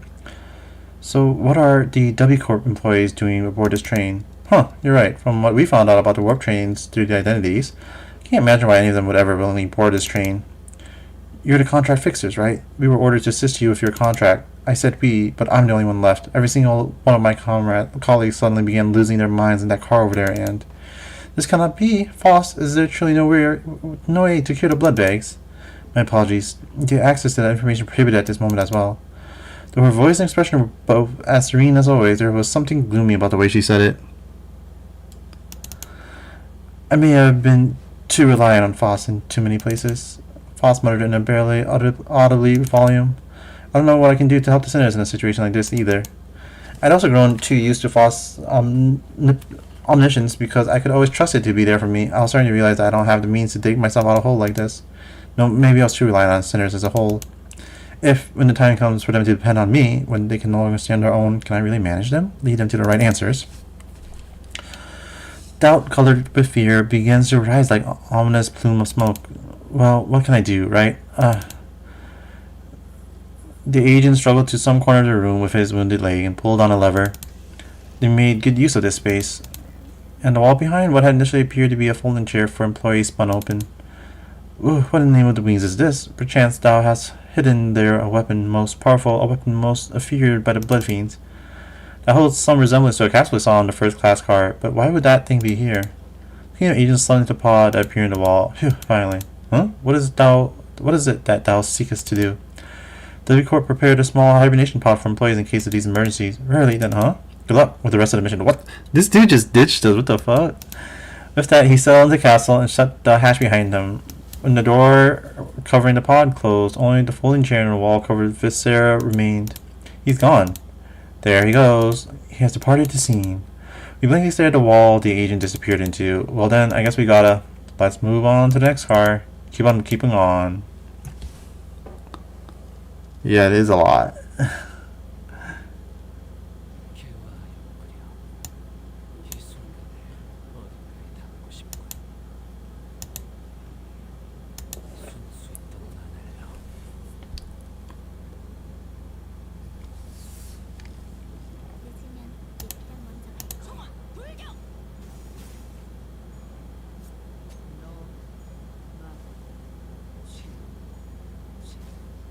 지금 뭘 잘못했는지는 알기나 해.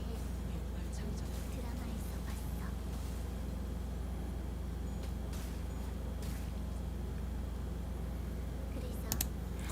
They made it like a lot of enemies to fight because you're using all 12 members of your party for once.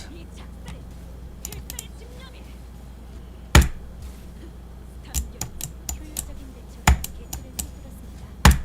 참고로 기계는 이래반이 말단 쉽게 하지 않아요.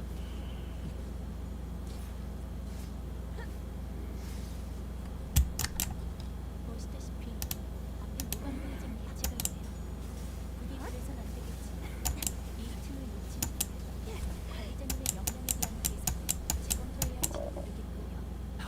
Man, I'm losing these coin flips.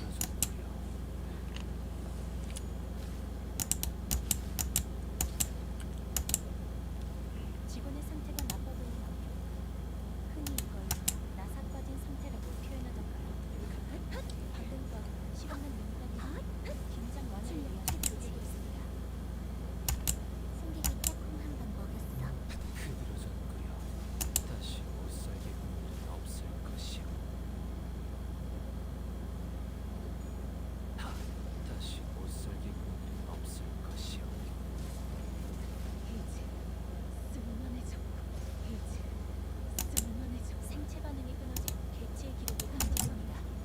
만약 제가 인간이었고 조금 더 쾌활한 성격이었다면 당신과 하이파이브 같은 걸 시도해보았을지 모르겠네요. 효율적으로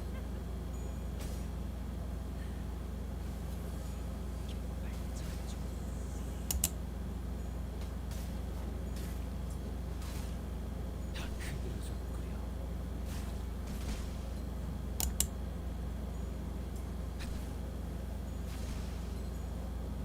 다시 못살게 군들은 없을 것이오.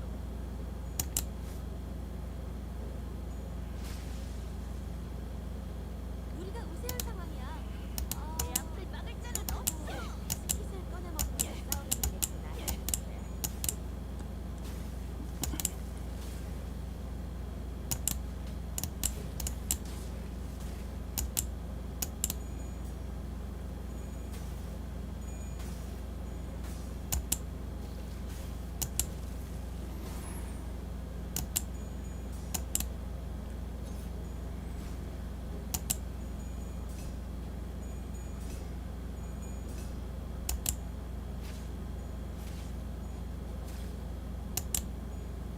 다시 못살게 군들은 없을 것이오. 지금이 기회인 것 같소. 무얼 잘못했는지 아는 것부터가 시작이랬어.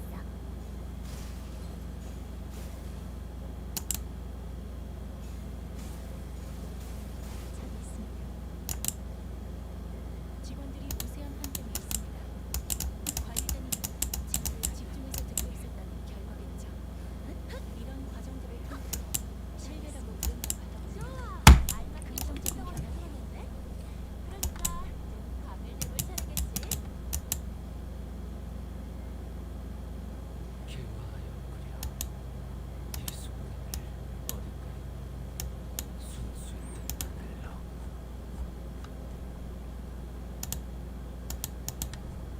주인님이 도착하기 전까지 끝내보자. 경락을 피해보지. 음식 맞이할 준비를 해야 하니까.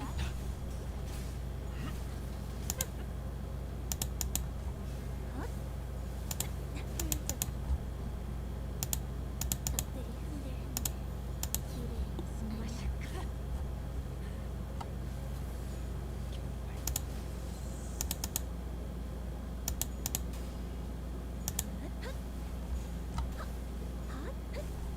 출력 최대치 효율적으로. 좋아, 알맞게 먼지 덩어리를 풀어냈네. 그러니까 밥을 내볼 차례겠지. 효율적인 대처로 개체를 꿰뚫었습니다. 참고로 기계는 무게관리 말고 쉽게 하지 않아. 방금 건 아무 쓸모도 없었어. 바보. Whoa, what is going on, Mr. Isong?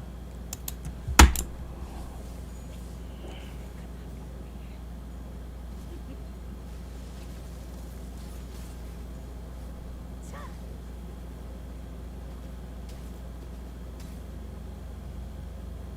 직원들이 우세한 환경에 있을 내 앞을 막을 자는 없어. 관리자님은 직무를 집중해서 듣고 있었다는 결과겠죠.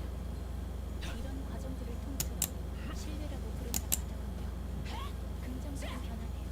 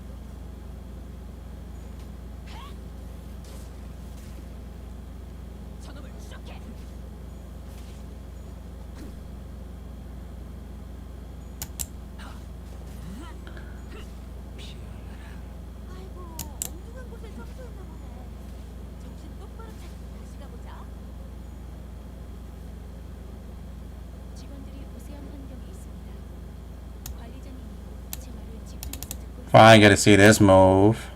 이런 과정들의 통틀은 신뢰라고 부른다고 하더군요. 긍정적인 And do this as well. 필요 문제. Nice coin flip, damn it.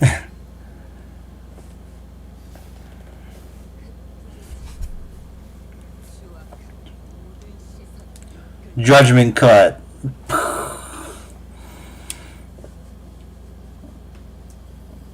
지금 뭘 잘못했는지는 알기나 해.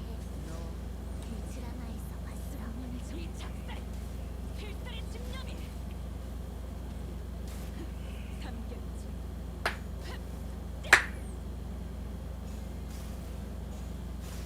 잘했습니다. 잘했습니다.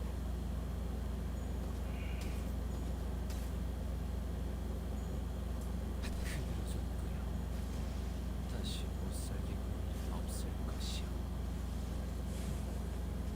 훌륭한 버틀러의 자세야. 한 번에 여러 가지의 임무를 동시에 끝내면서 그다음 티타임까지 계획해 놓는 거지.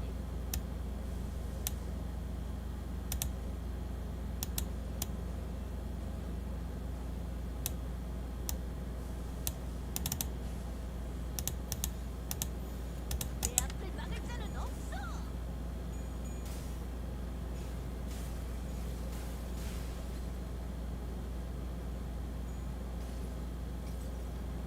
가슴 가장 깊은 곳까지 박히도록.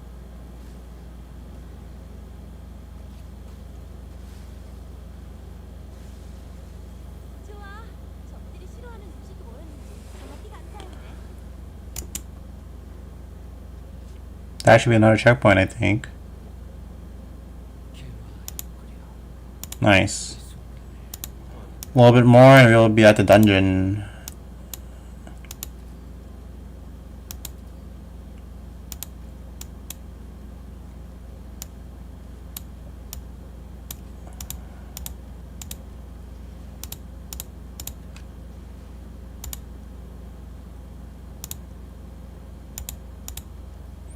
I think that should help me generate orange.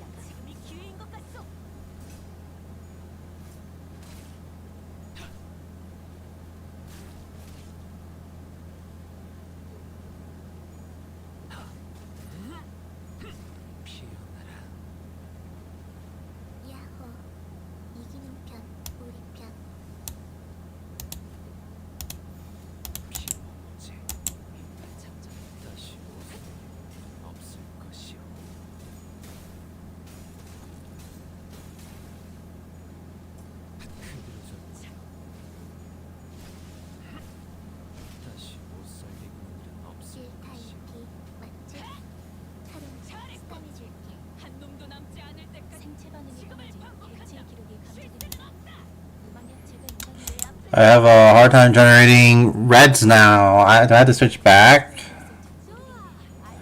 That cooking Ryosha was generating reds like crazy. 밥을 내볼 차례겠지? 뭘 잘못했는지 아는 것부터가 시작이 됐어. 헛?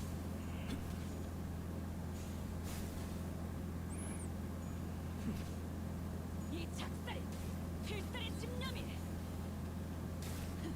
담겨있지. 아이고, 엉뚱한 곳에 청소를 해보네. 정신 똑바로 차리고 다시 가보자. 타! 좋아, 영영 깨어나시지 못하게 잘 재워드렸지? 편안해 보이는 얼굴이네. And red's like my strongest skill. 다시 못살게 휘둘러줄 거야.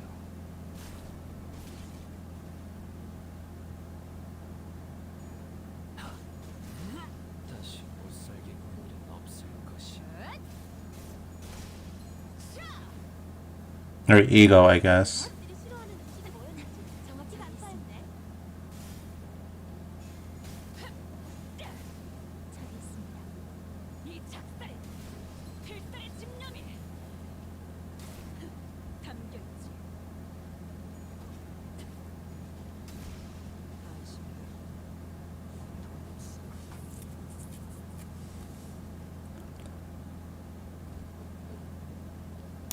Something caught my attention from the corner of my eye after another round of brutal combat. Huh? What's this now? We were on the car adjacent to the freight car when we discovered the odd box with the T Corp logo on it. Ah, to Stanlow T Corp. It appears that the wall covering it was, in the fierceness of our battle, broken. Didn't that chief executive guy, Hubert, right? Didn't he offhandedly mention something about partnering with other wings? I guess they're in cahoots with W Corp too. Such collaborations are not limited to T Corp. It is often the case that a wing may work with another. It is only on rare occasion that they urgently request the assistance of lesser known corporations such as our own Limbus Company. Their choice appears to be quite irregular.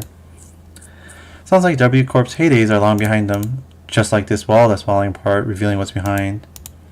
Oh, speaking of falling apart, this room sure got messed up, huh? There's a fixer on the background. It was difficult for me to ignore how Rhodia hurriedly swerved to a different subject as though she'd made a mistake. Even the tone of her voice shifted like she was catching herself. The various destroyed prosthetic parts covered in human remains indicate that this train car was boarded by several prosthetic equipped fixers. I can't think about that right now. Let's deal with the task at hand first. Maybe these people are from the same office as that guy we met at the platform, remember? He said he was warped over to T-Corp on an expedition. Look, it's almost like they are all wearing standardized sets of prosthetics. Same make, same model, everything. I believe I've read articles saying that the certain offices do exclusively hire fixtures with prosthetics. Wait, we were walking toward the bloody train car when we suddenly heard Sinclair's voice crack as though he saw something awful. Fie, he is the one we encountered at the platform. This is the fixer who suddenly started venting at us. Yeah, and he said something about going to T-Corp on an expedition and failing. They brought in a whole train car full of fixers for this contract. I guess he wasn't exaggerated by calling it an expedition. There are over a dozen broken arms strewn about. They must have fought valiantly by replacing their broken arms with backup arms, perchance. Quite the strategy. Makes sense. Now explain all those broken prosthetic arms and legs in this car. Executive Manager, this is likely an aftermath of battle between the fixers and the blood bags. There were many similar cases during the war. Those using prosthetics would simply let their bodies be destroyed in battle because they considered them to be disposable as long as their wallets would permit. Of course, the blatant lack of self-preservation often left them to early graves. Oh, I wonder if this is who Heathcliff is supposed to be. Maybe that's true. I see. There are multiple possible interpretations depending on one's perspective. Despite the fact that there is but a single scene, I'll remember both of your inputs. That's a good attitude. Employees of attitude like yours often made it to the end of the war. Yes, well, good for them. Faust answers Otis in an uncharacteristically snappy manner. Signs of fatigue were creeping into her pensive expression. You alright, Faust? It was rare to see any actual expression from her. I was starting to get worried.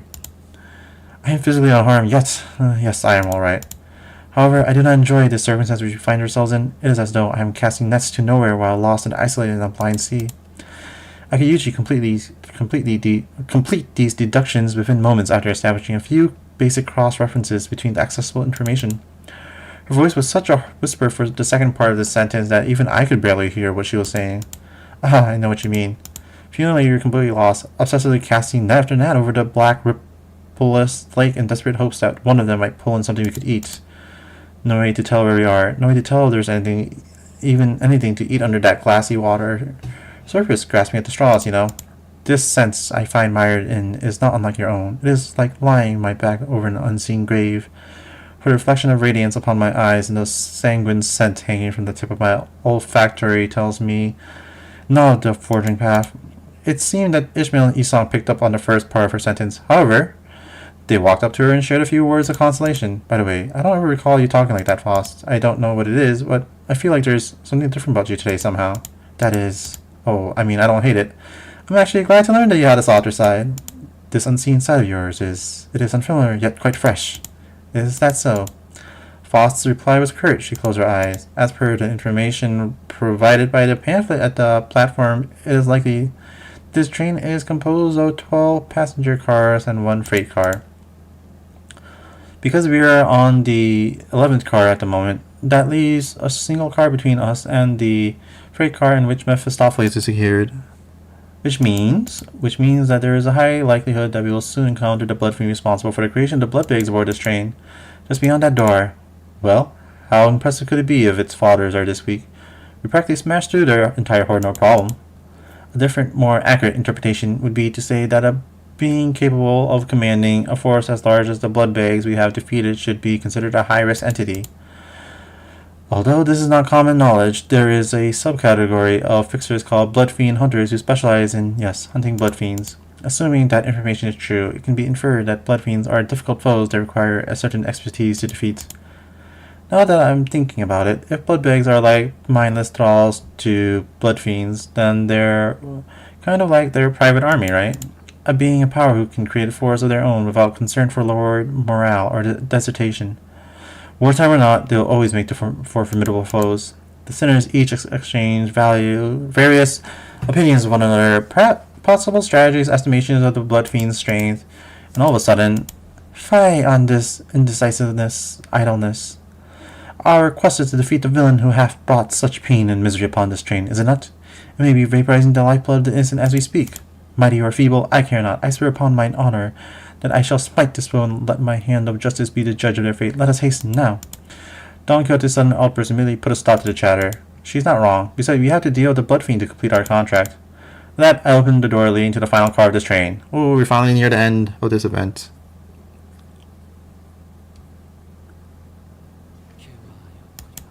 Oh, we're gonna put the cooking Ryoshu back on. I know Butler Ryoshu is supposed to be pretty good. What she got though? Orange and red. Top. Oh.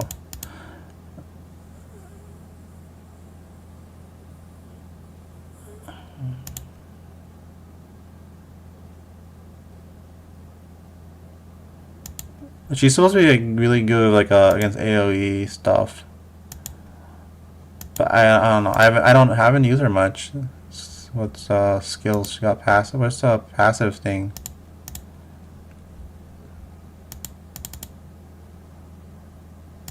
Is she supposed to have like a passive? Whatever. I'll figure it out someday. I'll just use the cooking one for now.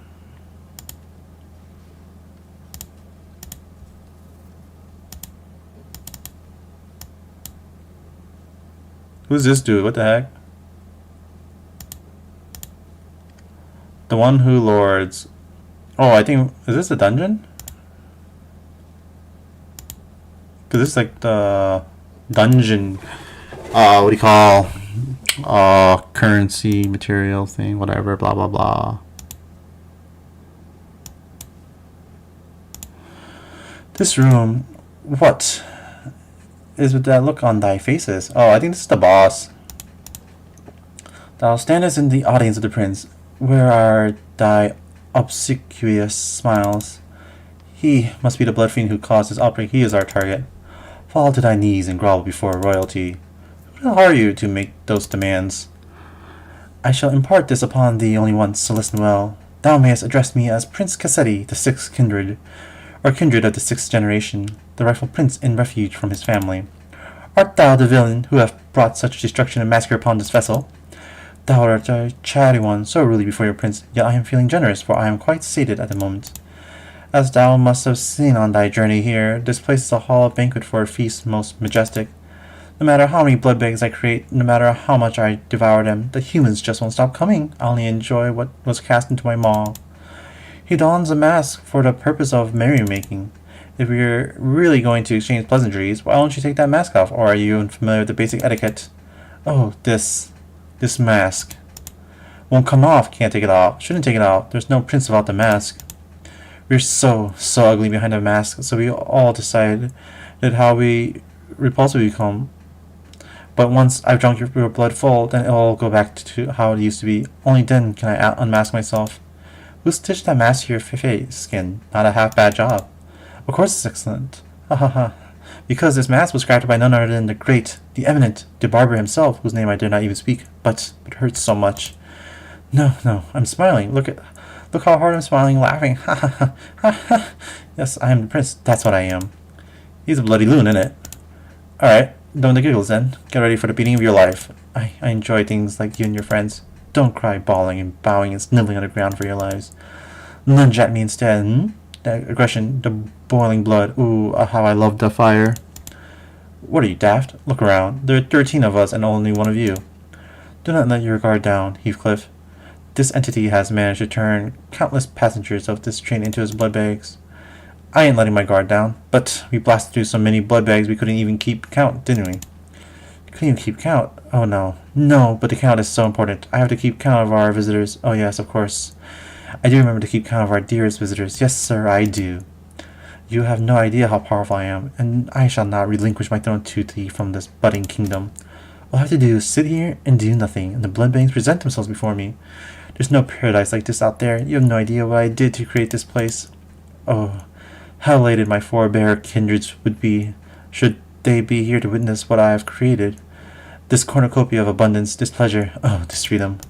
But this kingdom is mine. I made it. I'm not giving it away. Nope. This is rather curious.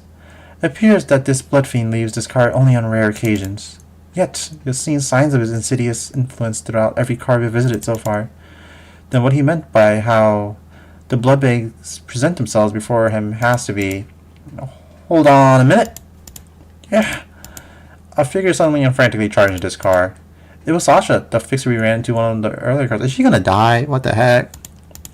He said he shrinks into his throne at the sudden burst, terror apparent in his face. Ah, this thee, hast thou truly journeyed here to assist us in our quest? Oh, that villain is the blood fiend responsible for the tragedy that had transpired aboard this train. Help us slay that cur and eventually lead the passengers thou hast protected thus far out of this train. Blood fiends. What if there was more than a single blood fiend on board? One still capable of rational thought. Oh, she's a blood fiend too? What the heck? Damn, you actually made it all the way back here. I guess the wings don't give out contracts to just anyone. I used to fight to my damnness too, till I was the last one standing. What's she talking about? But where did that leave me? And then I stood alone with nothing but a single one of these 4 arms left. Kind of funny how the perspective on life can just completely flip when you're really into shit. I think my last thoughts were, man, I don't want to die. So I fell on my knees and pleaded. I told him that. Don Quixote, watch out. I'd do anything to live. Blood rapidly crystallized around Sasha like a suit of armor as she swung her great sword at the sinners, striking them even before Foss had finished her sentence. What did I say? I commanded you to give me a warning before jumping in like that. Don't you know how loud your stupid arms are? I thought the family had come for me. I'm sorry, Lord Cassetti. Allow me to introduce my kindred to thee. To be the first of many since my escape for the kingdom I intend to build. My kindred, my loyal squire, who shall be at my side as I build a dynasty of my own, my family.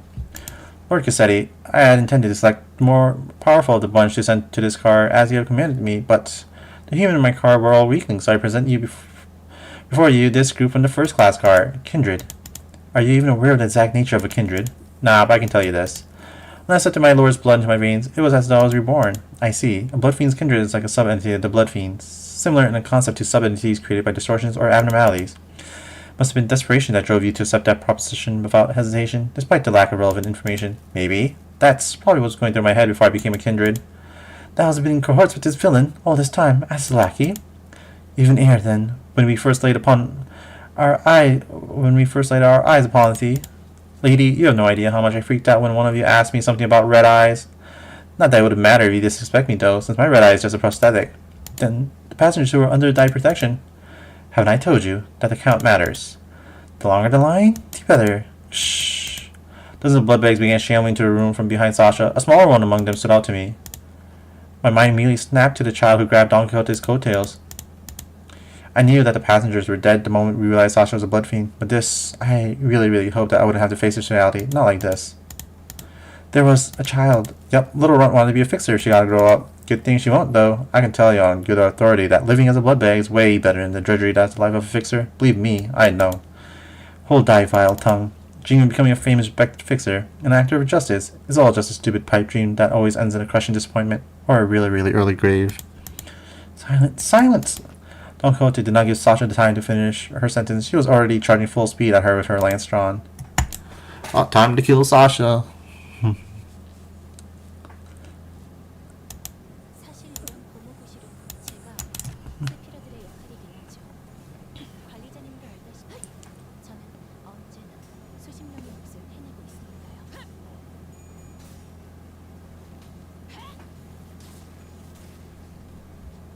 저놈을 쫓게!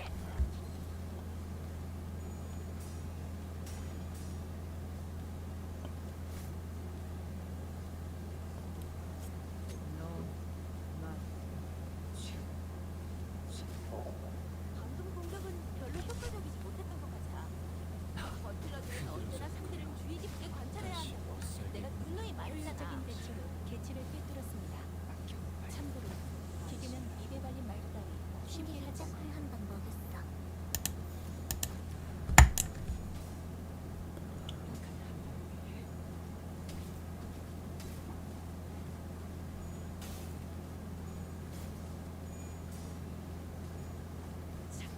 지금이 기회인 것 같소. 다음은 어디요?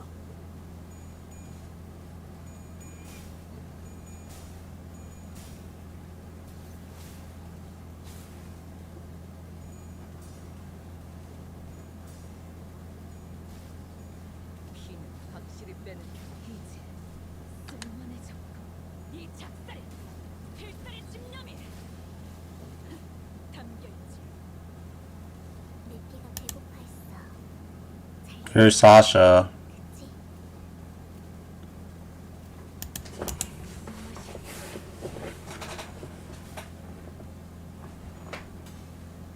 옛날 작전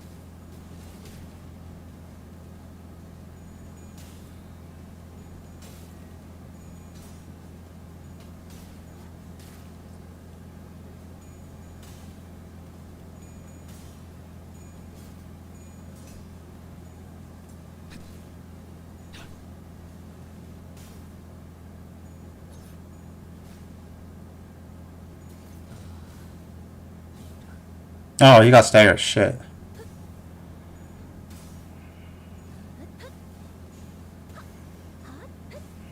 출력 최대치. 좋아. 알맞게 원성을 풀어냈네. 나를 보호해 그러니까 광을 내볼 차례겠지.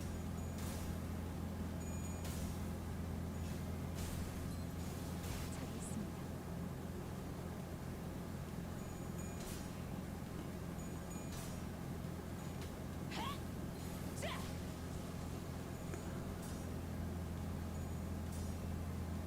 피는 확실히 빼는 게 좋지.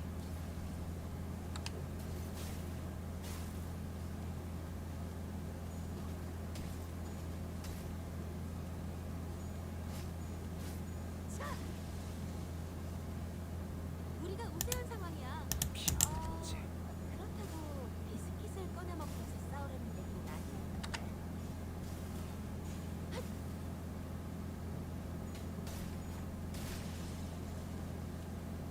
우리가 우세한 상황이야. 그렇다고 비스킷을 꺼내먹고서 싸우려는 얘기는 아니었는데.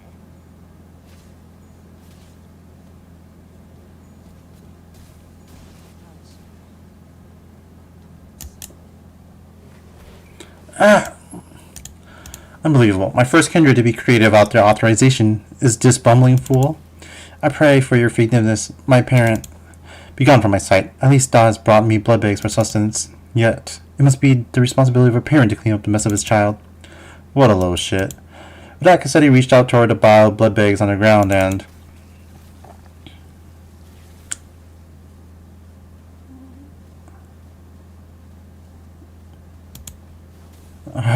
oh, what abundance. I nearly forgotten the sensation.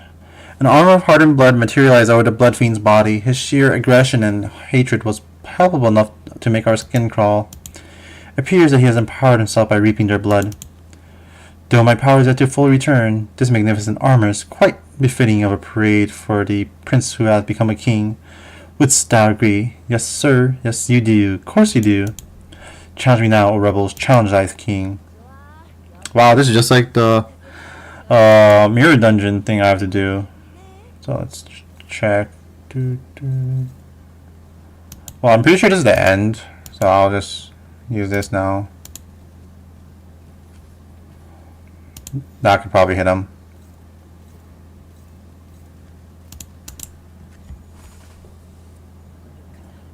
Holy shit, he's almost dead. He's at 3 HP.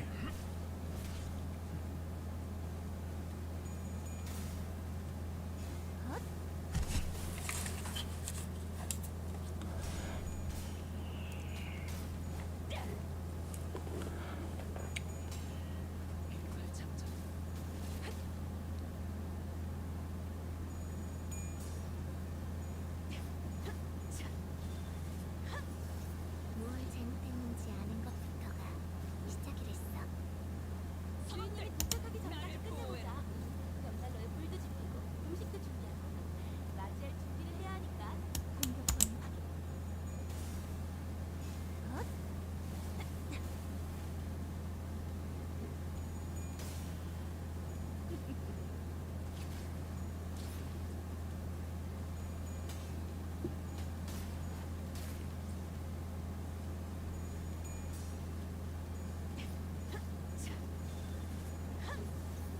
개체의 유효한 속성을 정확하게 간파했습니다. 제 예상만큼 관리자님의 능력이 우수하다는 것이 증명되는 것 같아 다행이군요.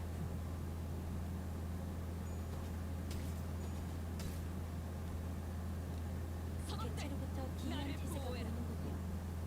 아마 예상 가능하고도 뻔한 수십 가지의 범위 중 하나겠지만 대비를 해놓으시는 편이 좋을 듯하네요.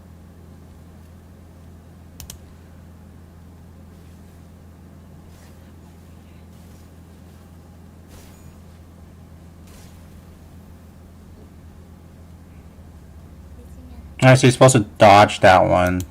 If I know now in the future.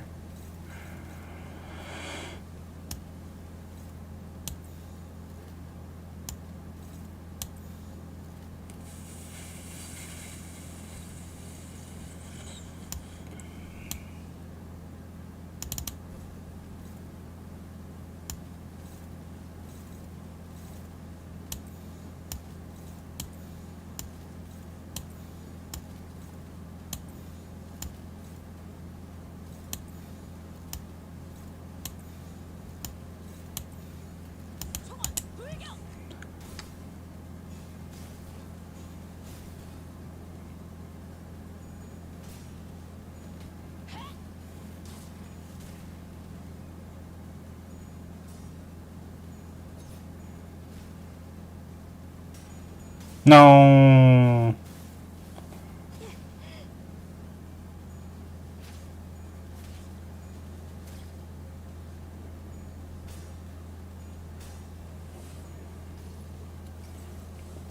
여행에 목적이 있었지.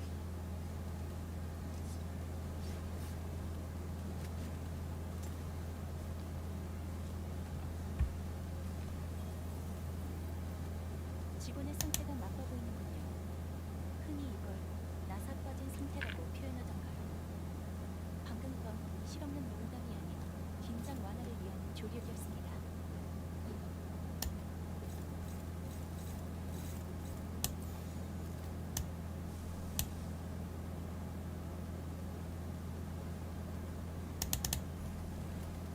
공격권 확인.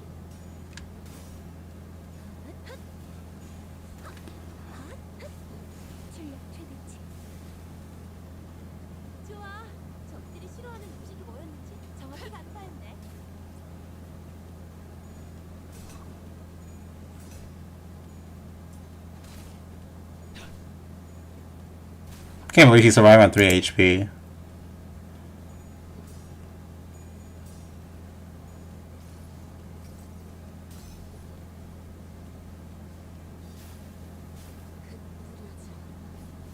추악한 모든 시선을 이끌리지.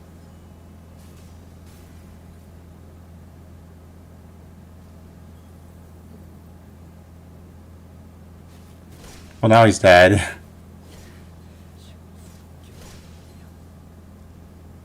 적들이 이기고 있어. 카론, 먼저 가버릴 거야.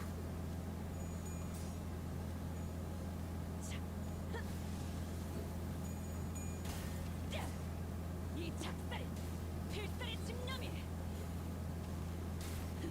담겨있지.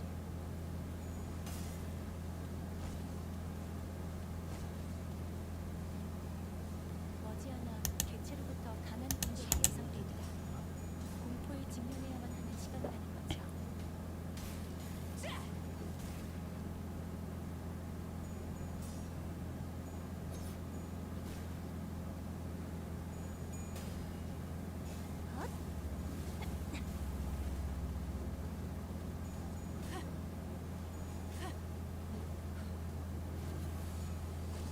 격발.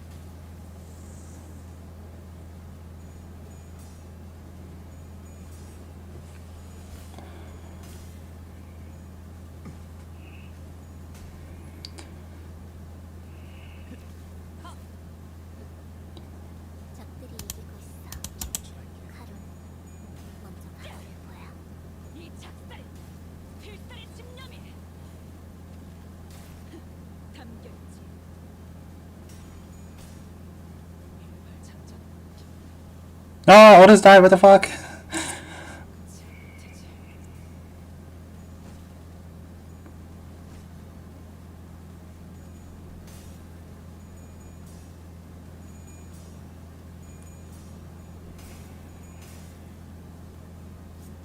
너 말.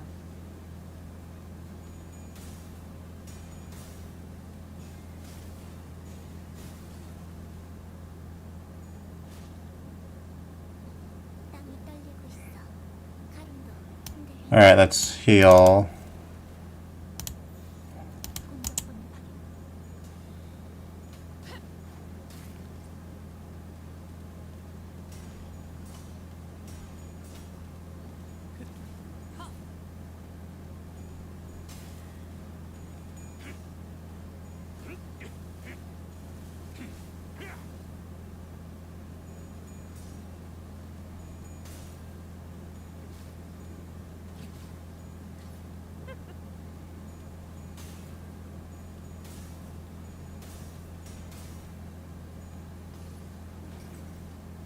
이 전투는 승리할 거야.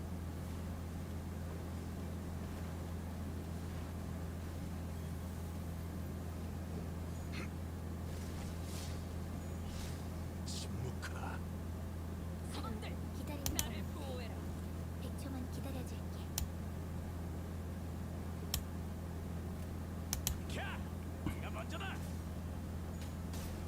기세가 수그러져. Nice dagger. 반격의 기회다. 출력 최대치.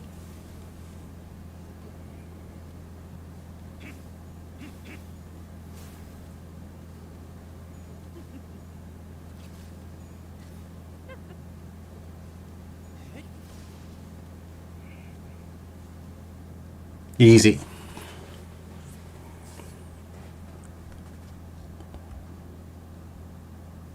It hurts, it hurts, it hurts. Yes, I love your boiling human blood, but this is too painful.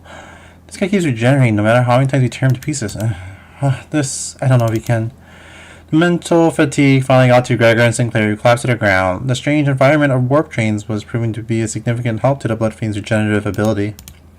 The battle continued much longer than our scuffles at the K-Court border checkpoint or our struggle against the endless horrors of the dead at the basement of Wuthering Heights. The sinners had all grown much stronger since then, but they were reaching a breaking point. Don Quixote continues to wildly pummel the Bloodfiend with her lance, breaking, stabbing, and crushing him every time a body part regenerated. I'm so hungry. Ridiculous. Tiny hunger is no justification for this massacre thou hast wrought. Shut up! You don't understand. You don't know how awful it is to survive for 200 years on that disgusting, horrible. No, I don't even want to think about it. Shut up, be quiet. No, I'm sorry. I'll be good. Please, let me just have a sip, just a small sip, please. It won't matter how many times you stab me. I shan't stop until all thy flesh and bone and organs are crushed into viscous, shapeless mush, never to become whole again. But the blood fiend's regeneration is so powerful that he's recovering as fast as Don Quixote is destroying him. He's regenerating at an insane rate. We can't. My kindred, my child. I have given thee new life, invited thee to this banquet, so do thy responsibilities. The blessing of a parent must be repaid, no? What can I do? Find their weakness, break their anchor, make them kneel and grovel before me in desperation, just as you had. Wait, I think I got an idea. Sasha began looking around wildly, surprised by Cassetti's sudden command. Is that the way they fight? Reminds me a lot of the way we prosthetic using fixtures fight. As prosthetic fixtures slowly lose their sense of self-preservation, their limbs becoming no more important than tools to replace. These idiots act with such abandon, as if they have multiple lives to burn through. With nothing to protect, they throw themselves wildly into a battle like moths to a flame, and forget to look after what's really important, like this little thing. One of her arms, Sasha picked up the master key card keys Foss showed her in one of the previous cards. Don Quixote, stop her now! Oh, my parent, I offer this gift to you. Gah! Don Quixote immediately leaped at the fixer, but one of her arms struck her away with great force. Ishmael and Morso, who had been holding Cassetti down, were no match for his strength without Don Quixote's fury. The blood fiend threw them both to the side and grabbed the key card. This is the key to first-class cars, my lord. With this, grow your army of bloodbags to bring glory to the kingdom. No. Cassetti examines the master key card with clear interest. Without that key card, we will be trapped inside this train for thousands of years until it reaches its destination. Dante. I believe that I have tried my utmost to overcome this adversity without access to false knowledge and intelligence. However, with our loss of the master key card, the uncertainty of this circumstance has greatly exacerbated at the origin of this plight. Faust took a deep breath as if she was about to take a deep dive into the source of all this trouble. Must be my over-reliance on Faust. From what I can tell, Faust has always been operating based on information she received from Faust. So a situation like this, where she has to make her decisions on her own, has to be unfamiliar to her. But Faust is an admiral center or without Faust. I've been thinking that same thing about myself, actually, that I've been relying too much on that perfect Faust. Well, but even without Faust, you still gave us good directions to follow after analyzing the information we brought you. Maybe uncertainty itself doesn't always have to be a problem for us, remember? Thus the lack of plan itself becomes a plan. You said it yourself. I see. Indeed, among many, I am a Faust that believes in uncertainty. Our loss of the master key card is but one of innumerable uncertain variables in the equation. The constant is, however, that the blood fiend is just as desperate as we are. Thus the only option that remains at present is to compromise. You there, looks like thou art the one who's been regenerating your friends. Stop doing that, alright? Don't heal a single one of them. Or smash your precious key to pieces. Manager Esquire, to compromise with a villain as vile as that cur. I didn't have the time to regenerate Don Quixote's severe injuries just yet, and the rest of the sinners were already unconscious. The only sinner who could still move and talk normally was Faust, whom I just rewound the clock for. Yeah, let's do that. Very well, then. Cassetti, why don't we move this conversation to a different location? Only I will accompany Dante to this negotiation. I'll make my intentions clear now. Dante and I will not attack you there. There is no doubt in my mind that Cassetti must be completely exhausted by the unending barrage of attacks from Don Quixote and the sinners. Alright, thanks for joining. Have a good night. Faust's suggestion that we move this conversation to a different place without the sinners must have been a sweet one. Just you two, huh? Yes, the freight car is immediately adjacent to this one. That is where we will further discuss what we each have to offer to one another. That clock must be thy monarch then, huh? And thou art one of their retainers, correct? Very well, this will be a royal debate. Then it is only right that royalty talks to no one else but the one who is his equal. Manager Esquire! We'll be back in a minute, Don Quixote. Thus we left the incapacitated sinners and Don Quixote, who watched on with hollow, despondent eyes as we walked away. We carefully made our way into the freight car. So Faust, why are we doing this in the freight car again? Dante, this will be my first attempt at a gamble. What? Let's go gambling. With that, the door closed shut behind us.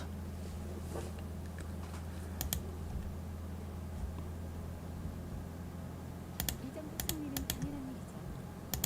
파우스트의 지식도 움직였습니다. As predictable victory guided by false knowledge. Oh, we're gonna gamble now.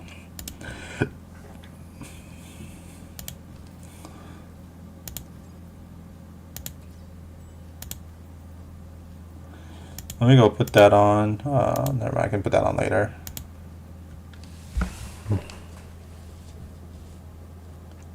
So this passageway leads straight into Mephistopheles. This is where it all started. This stupid bus awoke me from my slumber. If only this bus hadn't completely filled up the freight car, I wasn't planning to start the parade so soon or create a kindred here. Dante. The connection has been restored. Connection? The suddenness of her statement briefly knocked me off my train of thought.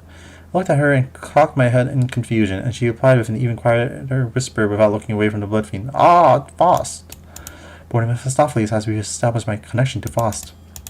Did you know that this would work? No, and as I have stated before, this was a pure, incalculable gamble based on my own uncertain hypothesis. This success helps me somewhat comprehend Miss Rodia's fascination with gambling. A faint smile appeared on Faust's lip for a moment before fading away. Now that the connection has been re-established, I would like to make a complaint against the Faust and the Gesellschaft management regarding the fact that they neglected to list the information pertaining to the laws of connection within the interiors to the warp trains. However, finding a solution to this situation takes precedence. I have much reason to believe that their omission was done on purpose, but I hope such is not the case. Faust slightly advanced toward the blood fiend. Let us discuss the details of our compromise. What are you willing to set in return for the master keycard? If thou wert just anyone, I would have wished to turn thee all into blood bags and drink every last drop of thy blood, but thou art unlike a common person. My wish is to maintain the secrecy of this kingdom of mine for as long as possible, and thine wish is to leave this place, right? Once I relinquish this to thee, this keycard, and once thou returnest to your first-class seats, we will live here happily ever after like nothing happened. When the train gets there, you get off the train. Everything goes back to the way they're supposed to be. How's that for a deal? Like nothing happened. Faust, what about the job we were contracted to do in the first place? Our memories and any signs of battle will be entirely erased upon our arrival. We will have no way to relay our news, whether one of success or failure. If we had the means to defeat him, then at least W Corp would inform us that our contract was successful after the fact. However, this current scenario will leave us nothing with nothing to show for it, not even the smallest hint, and the contract will end in failure. However, it takes precedence over the contract's view and the sinner's psychological stability. It's not like we've always been successful, so that was something I could live with, but what about the other passengers of the train and its future passengers? Remember the look on Don Quixote's face whenever we would come across these inevitable forms of injustice? Faust does not reply, yet the lack of reply was a reply all on its own. Are we going to have to let them die? Innocent lives will be lost, but we cannot prioritize their lives over our safety. That must be Faust's and the company's policy. Yet, I shan't allow this. Don Quixote! I thought her wounds were too severe for her to even crawl, let alone walk, but with sheer will, she pushed herself through the pain to reach the freight car. I will not tolerate this. We cannot let this vile wretch live and turn a blind eye to everything he's done. It's her again! What? You want to stay here for what is essentially an eternity within this train? I know that truth. Everything hinges on this key, doesn't it? As soon as I break this in half, you'll have to spend the eons inside this. I care not. I welcome the eons, should it mean eons of penance for thee. 'Tis much preferable to let thy villainy go unanswered. Let this place be the site of thine eternal judgment. Faust and I grabbed Don Quixote. She'd normally be strong enough to wriggle free of our grips, but she would push herself beyond her limits merely by walking here. Faust, unhand me. Thou mustn't let him live, Manager Esquire. Don Quixote. Letting him destroy that key means you'll be condemning the sinners to 1,000 years of torment. Then I shall fill the millennium with tales of legend I had read in magazines. No time, however, infinite, shall be too great to overcome should we endeavor as one. Certainly. You're aware that your suggestion is no solution at all, Don Quixote. Then there has to be another way, no? Thou art both possessors of great wisdom, Faust. Manager Esquire, is there truly no path in which we may bring justice to the villain and the sinners remain unharmed? Her struggle begins to wane, but this was no acceptance, this was dejection. Wait, Don Quixote, no! In the commotion, we failed to notice that Bloodfiend had been quietly advancing at us. We let Don Quixote go at the last second, but we were a second too late. Oh, my dearest parent, forgive my transgressions of creating another without thy sanction. Thou shalt become my next kindred.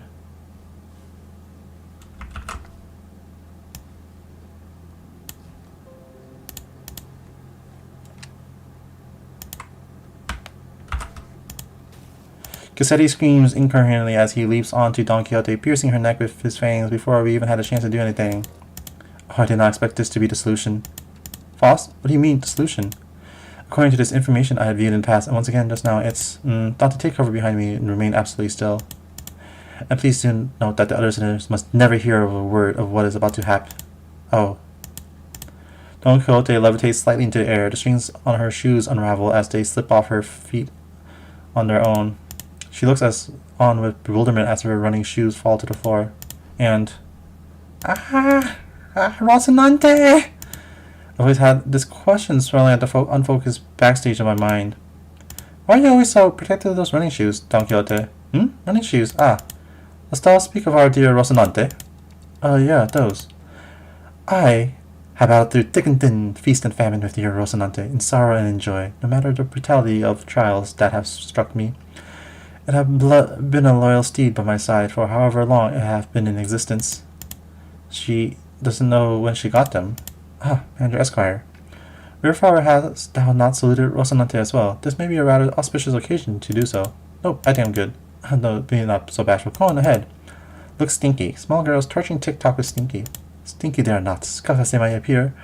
Rocinante is in pristine condition. Also, thou shalt not address me as a small girl. Evacuate, evacuate. Don Quixote, don't tell me you go to sleep wearing those running Rocinante.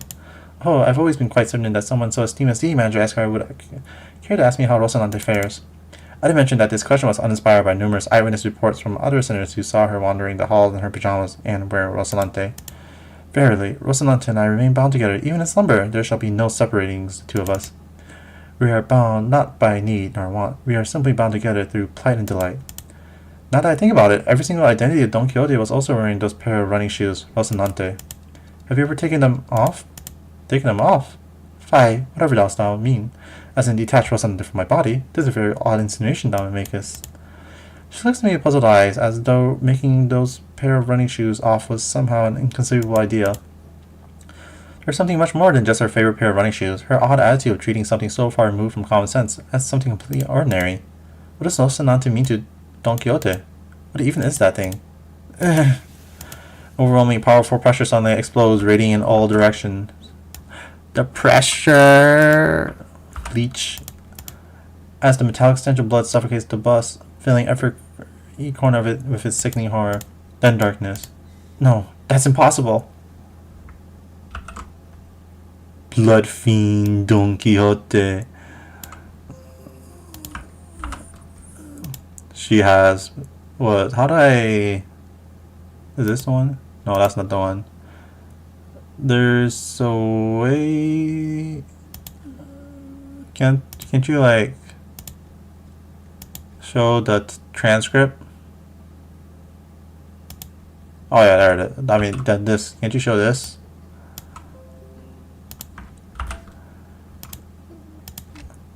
In all absorbing darkness, voices are our only light. You're the second kindred. How did you... I should have felt your presence. I do think I saw a faint outline of an aura. I see a red aura and a long fur adornment of sorts. Though the shimmering aura I think I saw red eyes. You committed the sin of filial impiety, transgressor. I know that voice, but I also don't.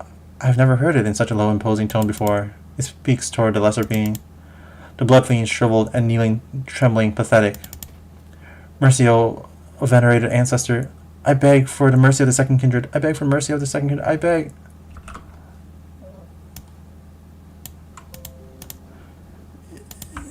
Insolent worm.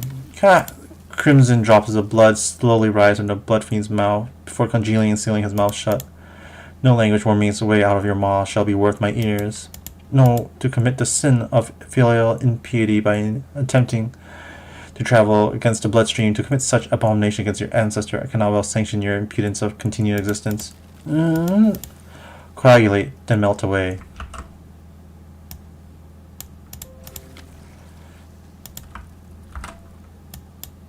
Xeti's blood begins to liquefy into a strip of blood, his form crumbling, then dripping to the ground. Rapidly yet ponderously like that, ice cream Don Quixote loves so much, melting away on the floor, heating under the searing sun. You. Don Quixote turned to look at me, who was still on the ground after being thrown by the shockwave, and with a cryptic look of pity, she uttered something. Indeed, you must be the promised timepiece. Something I couldn't quite understand. Rocinante, to me. Rocinante, I beseech you. I carefully grabbed out her shoe. I carefully reached out, grabbed her shoes, and slipped them onto her bare feet one by one. One day, she gasped, stumbled, and slumped to the ground.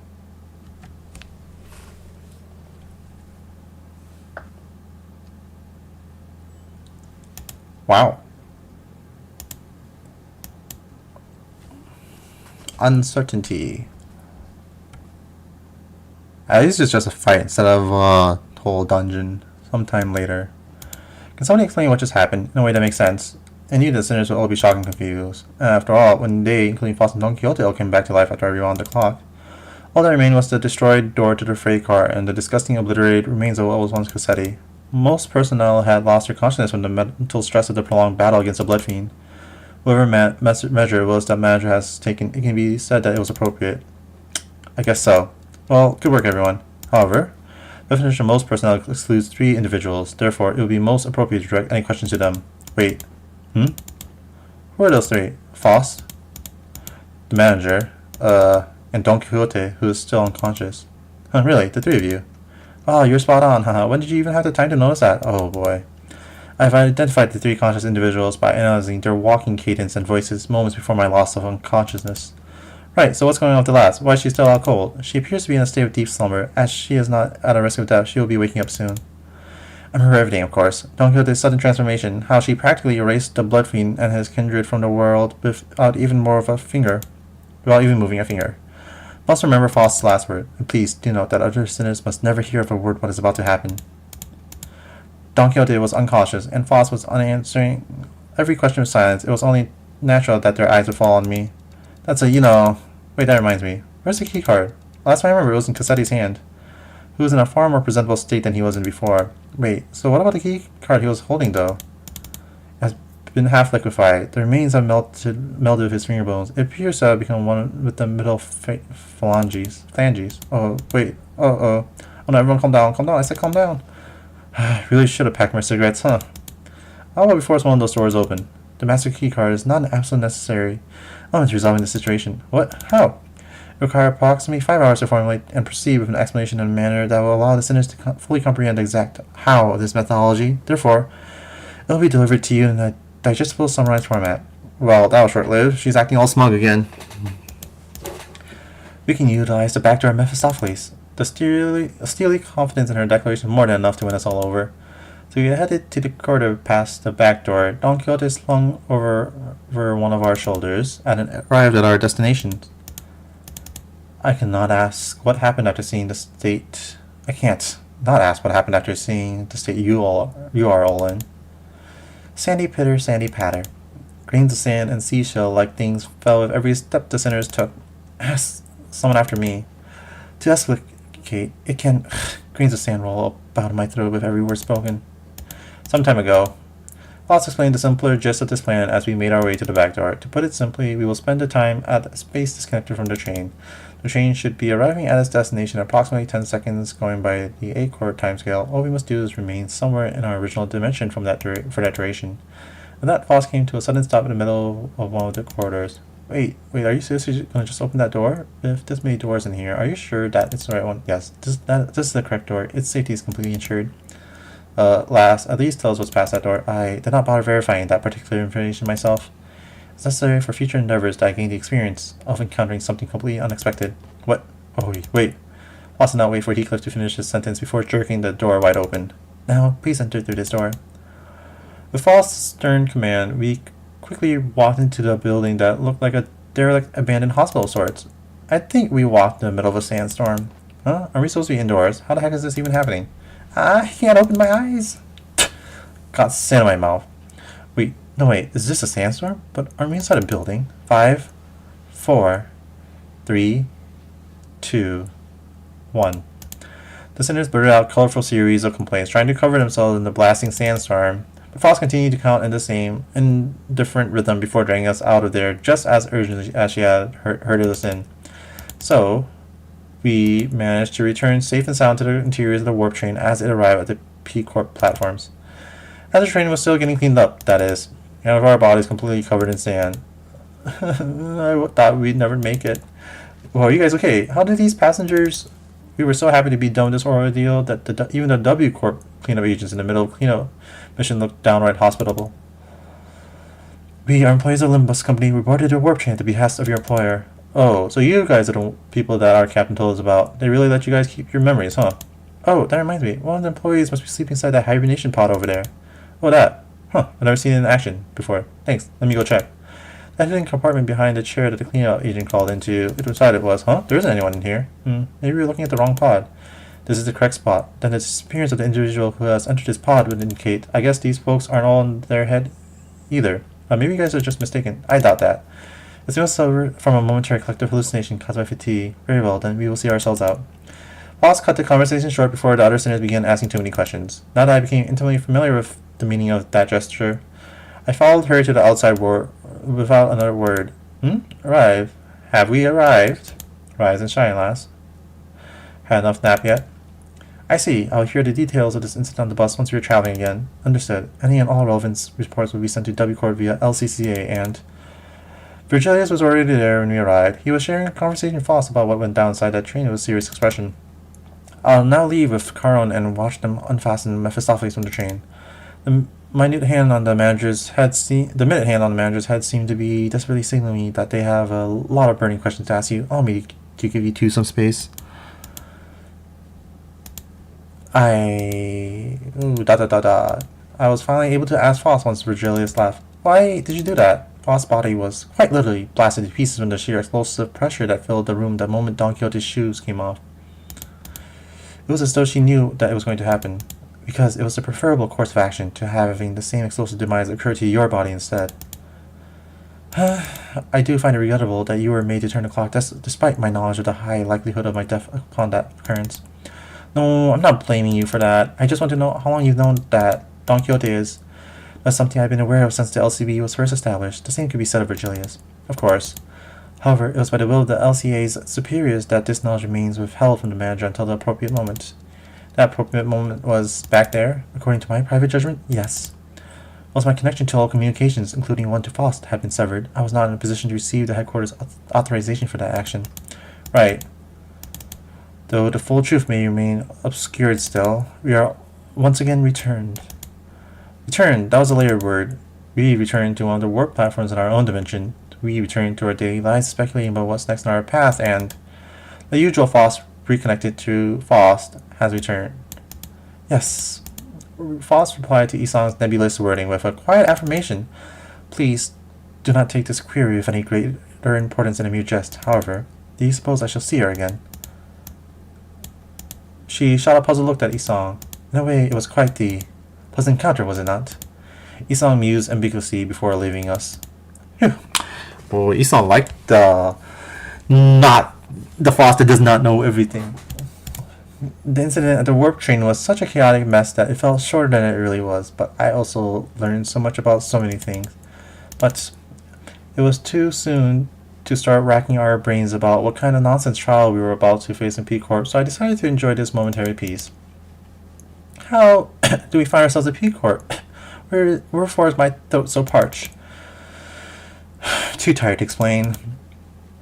Chiquita, you missed out big time on one crazy adventure. Huh?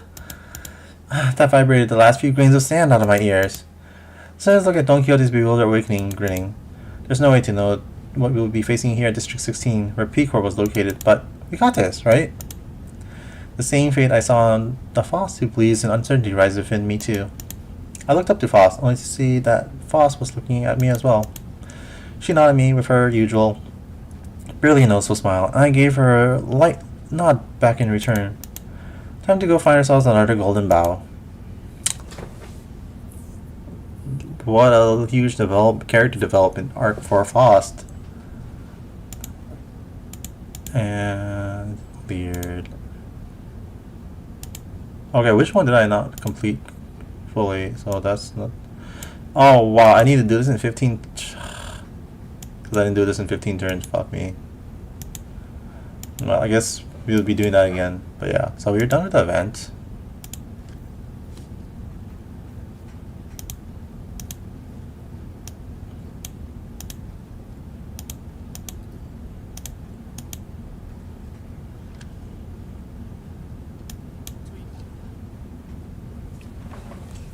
Let's try to clear this in 15 turns, I guess.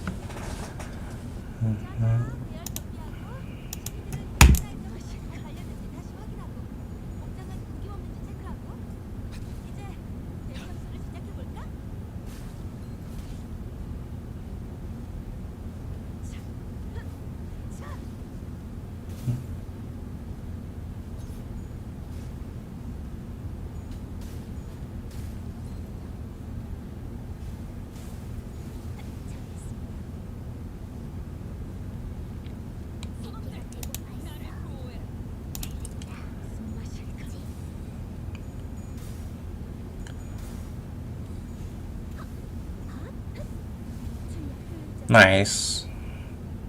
효율적인 대처로 개체를 꿰뚫었습니다. 참고로 기계는 이네발리 말 따위 쉽게 하지 않아요.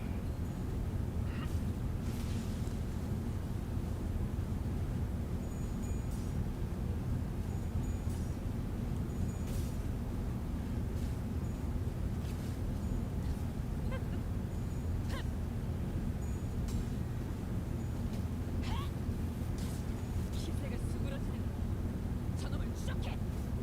What? Whatever. 생체 반응이 끊어진 개체의 Oh. 만약 제가 있다면 Okay, so let's see. 당신과 하이파이브 같은 거 시도해보았을지 모르겠네요. Kill this one. Kill this one. Kill this one.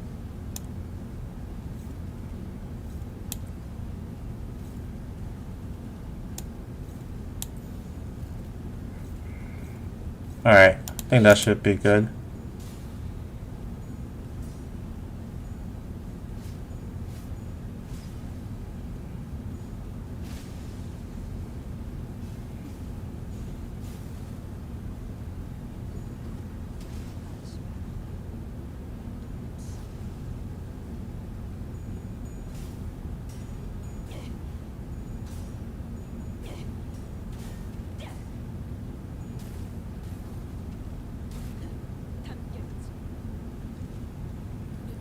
There's Sasha.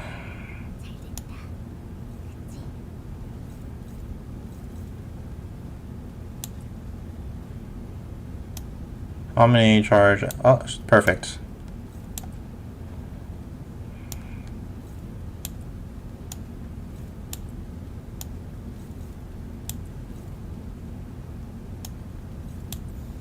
피해지.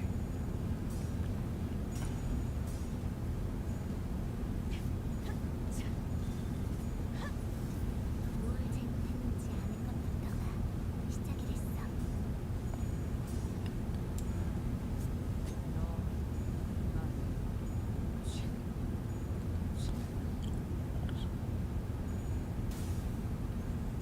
Staggered. Perfect.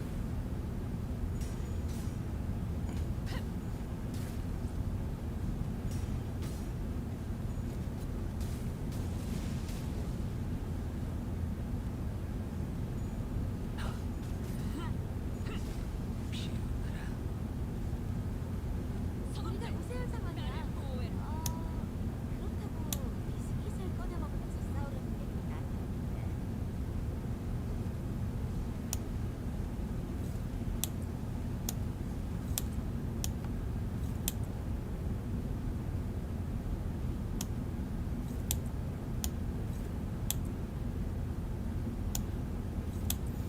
총은 불격.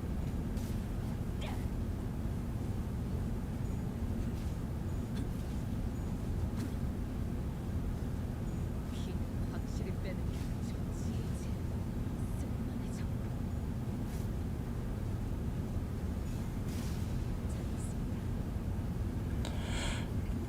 Alright, boss time. Got 10, less than 10 turns. Shit.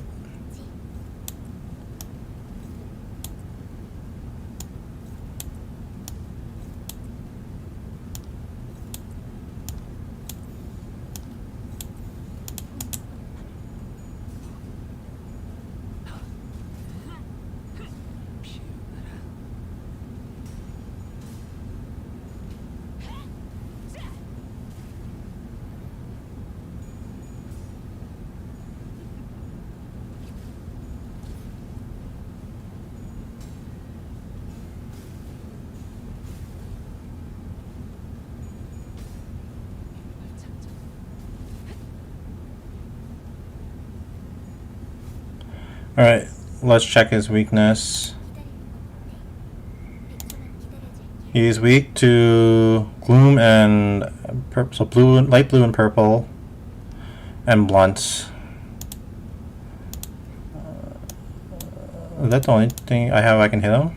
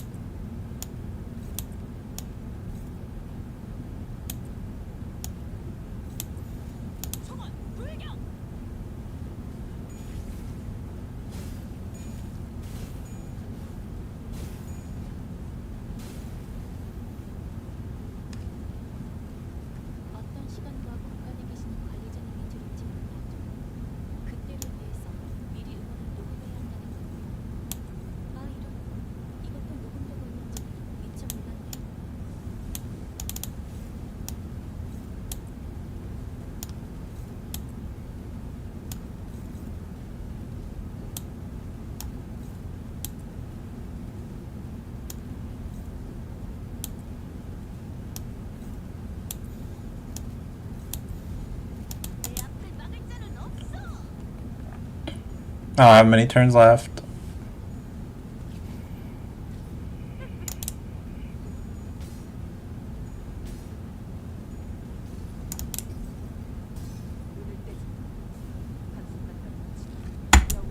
Oh, they made it purple just for this fight.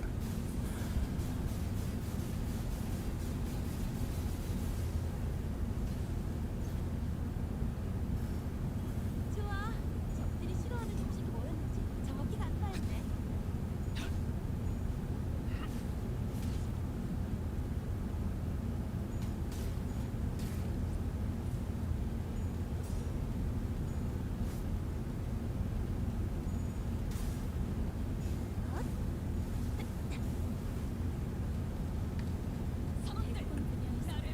Oh, I had to bring Heathcliff as well.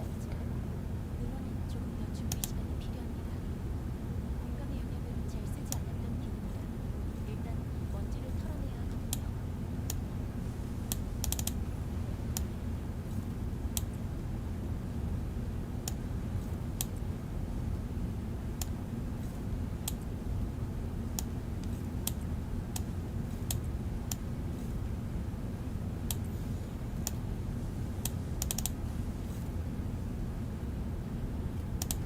뭐지?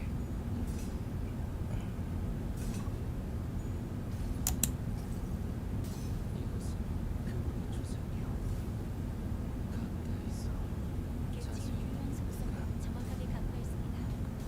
제 예상만큼 관리자님의 능력이 우수하다는 것이 증명되는 것 같아 다행이군요. 격발.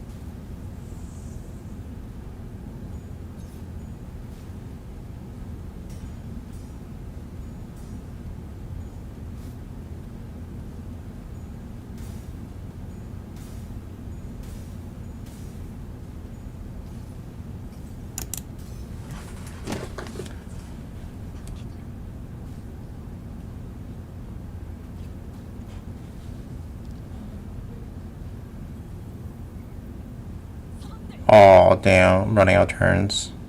다들 차원 가방 열 준비하고 발장전.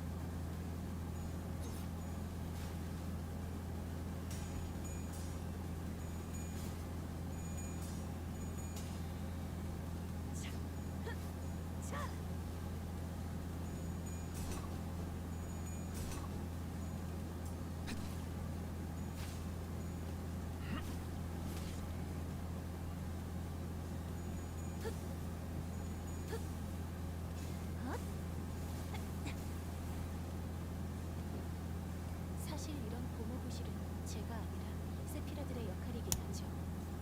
관리자님도 알다시피 저는 언제나 수십 명의 몫을 해내고 있으니까요.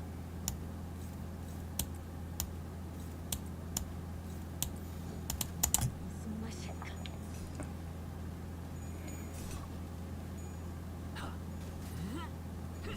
피어나라.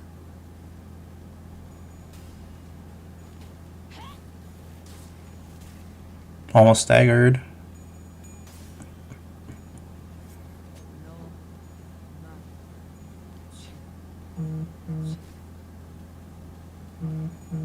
Let's just stagger him. Nice. If I get lucky, I can get Dawn's Warp Slash. 적들이 흔들흔들 No, I didn't get it.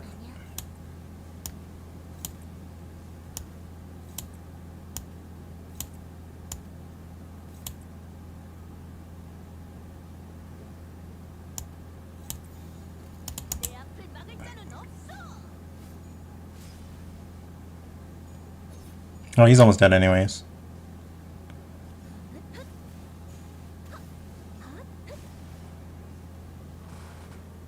Easy.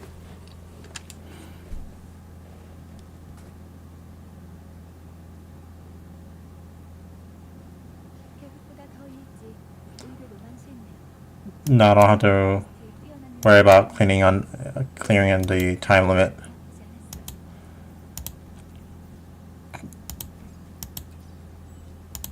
What is this?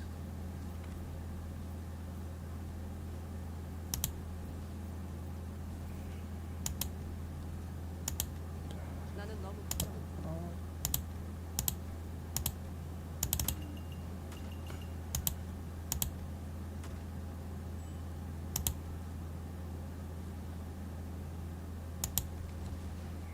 Alright, let's check what we got.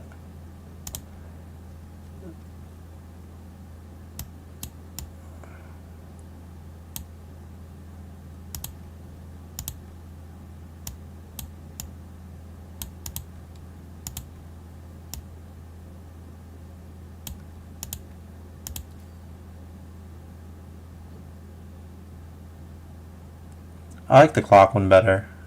I'll put that back.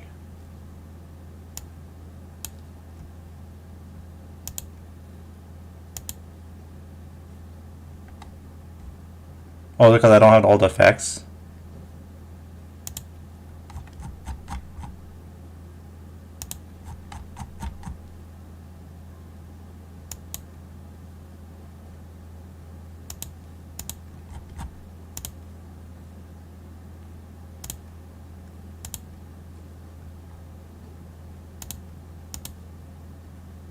I do have the effect, but I just don't.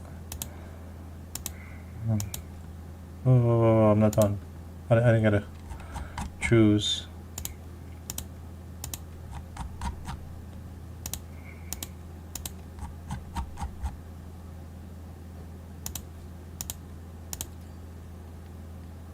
Yeah, this one looks nicer.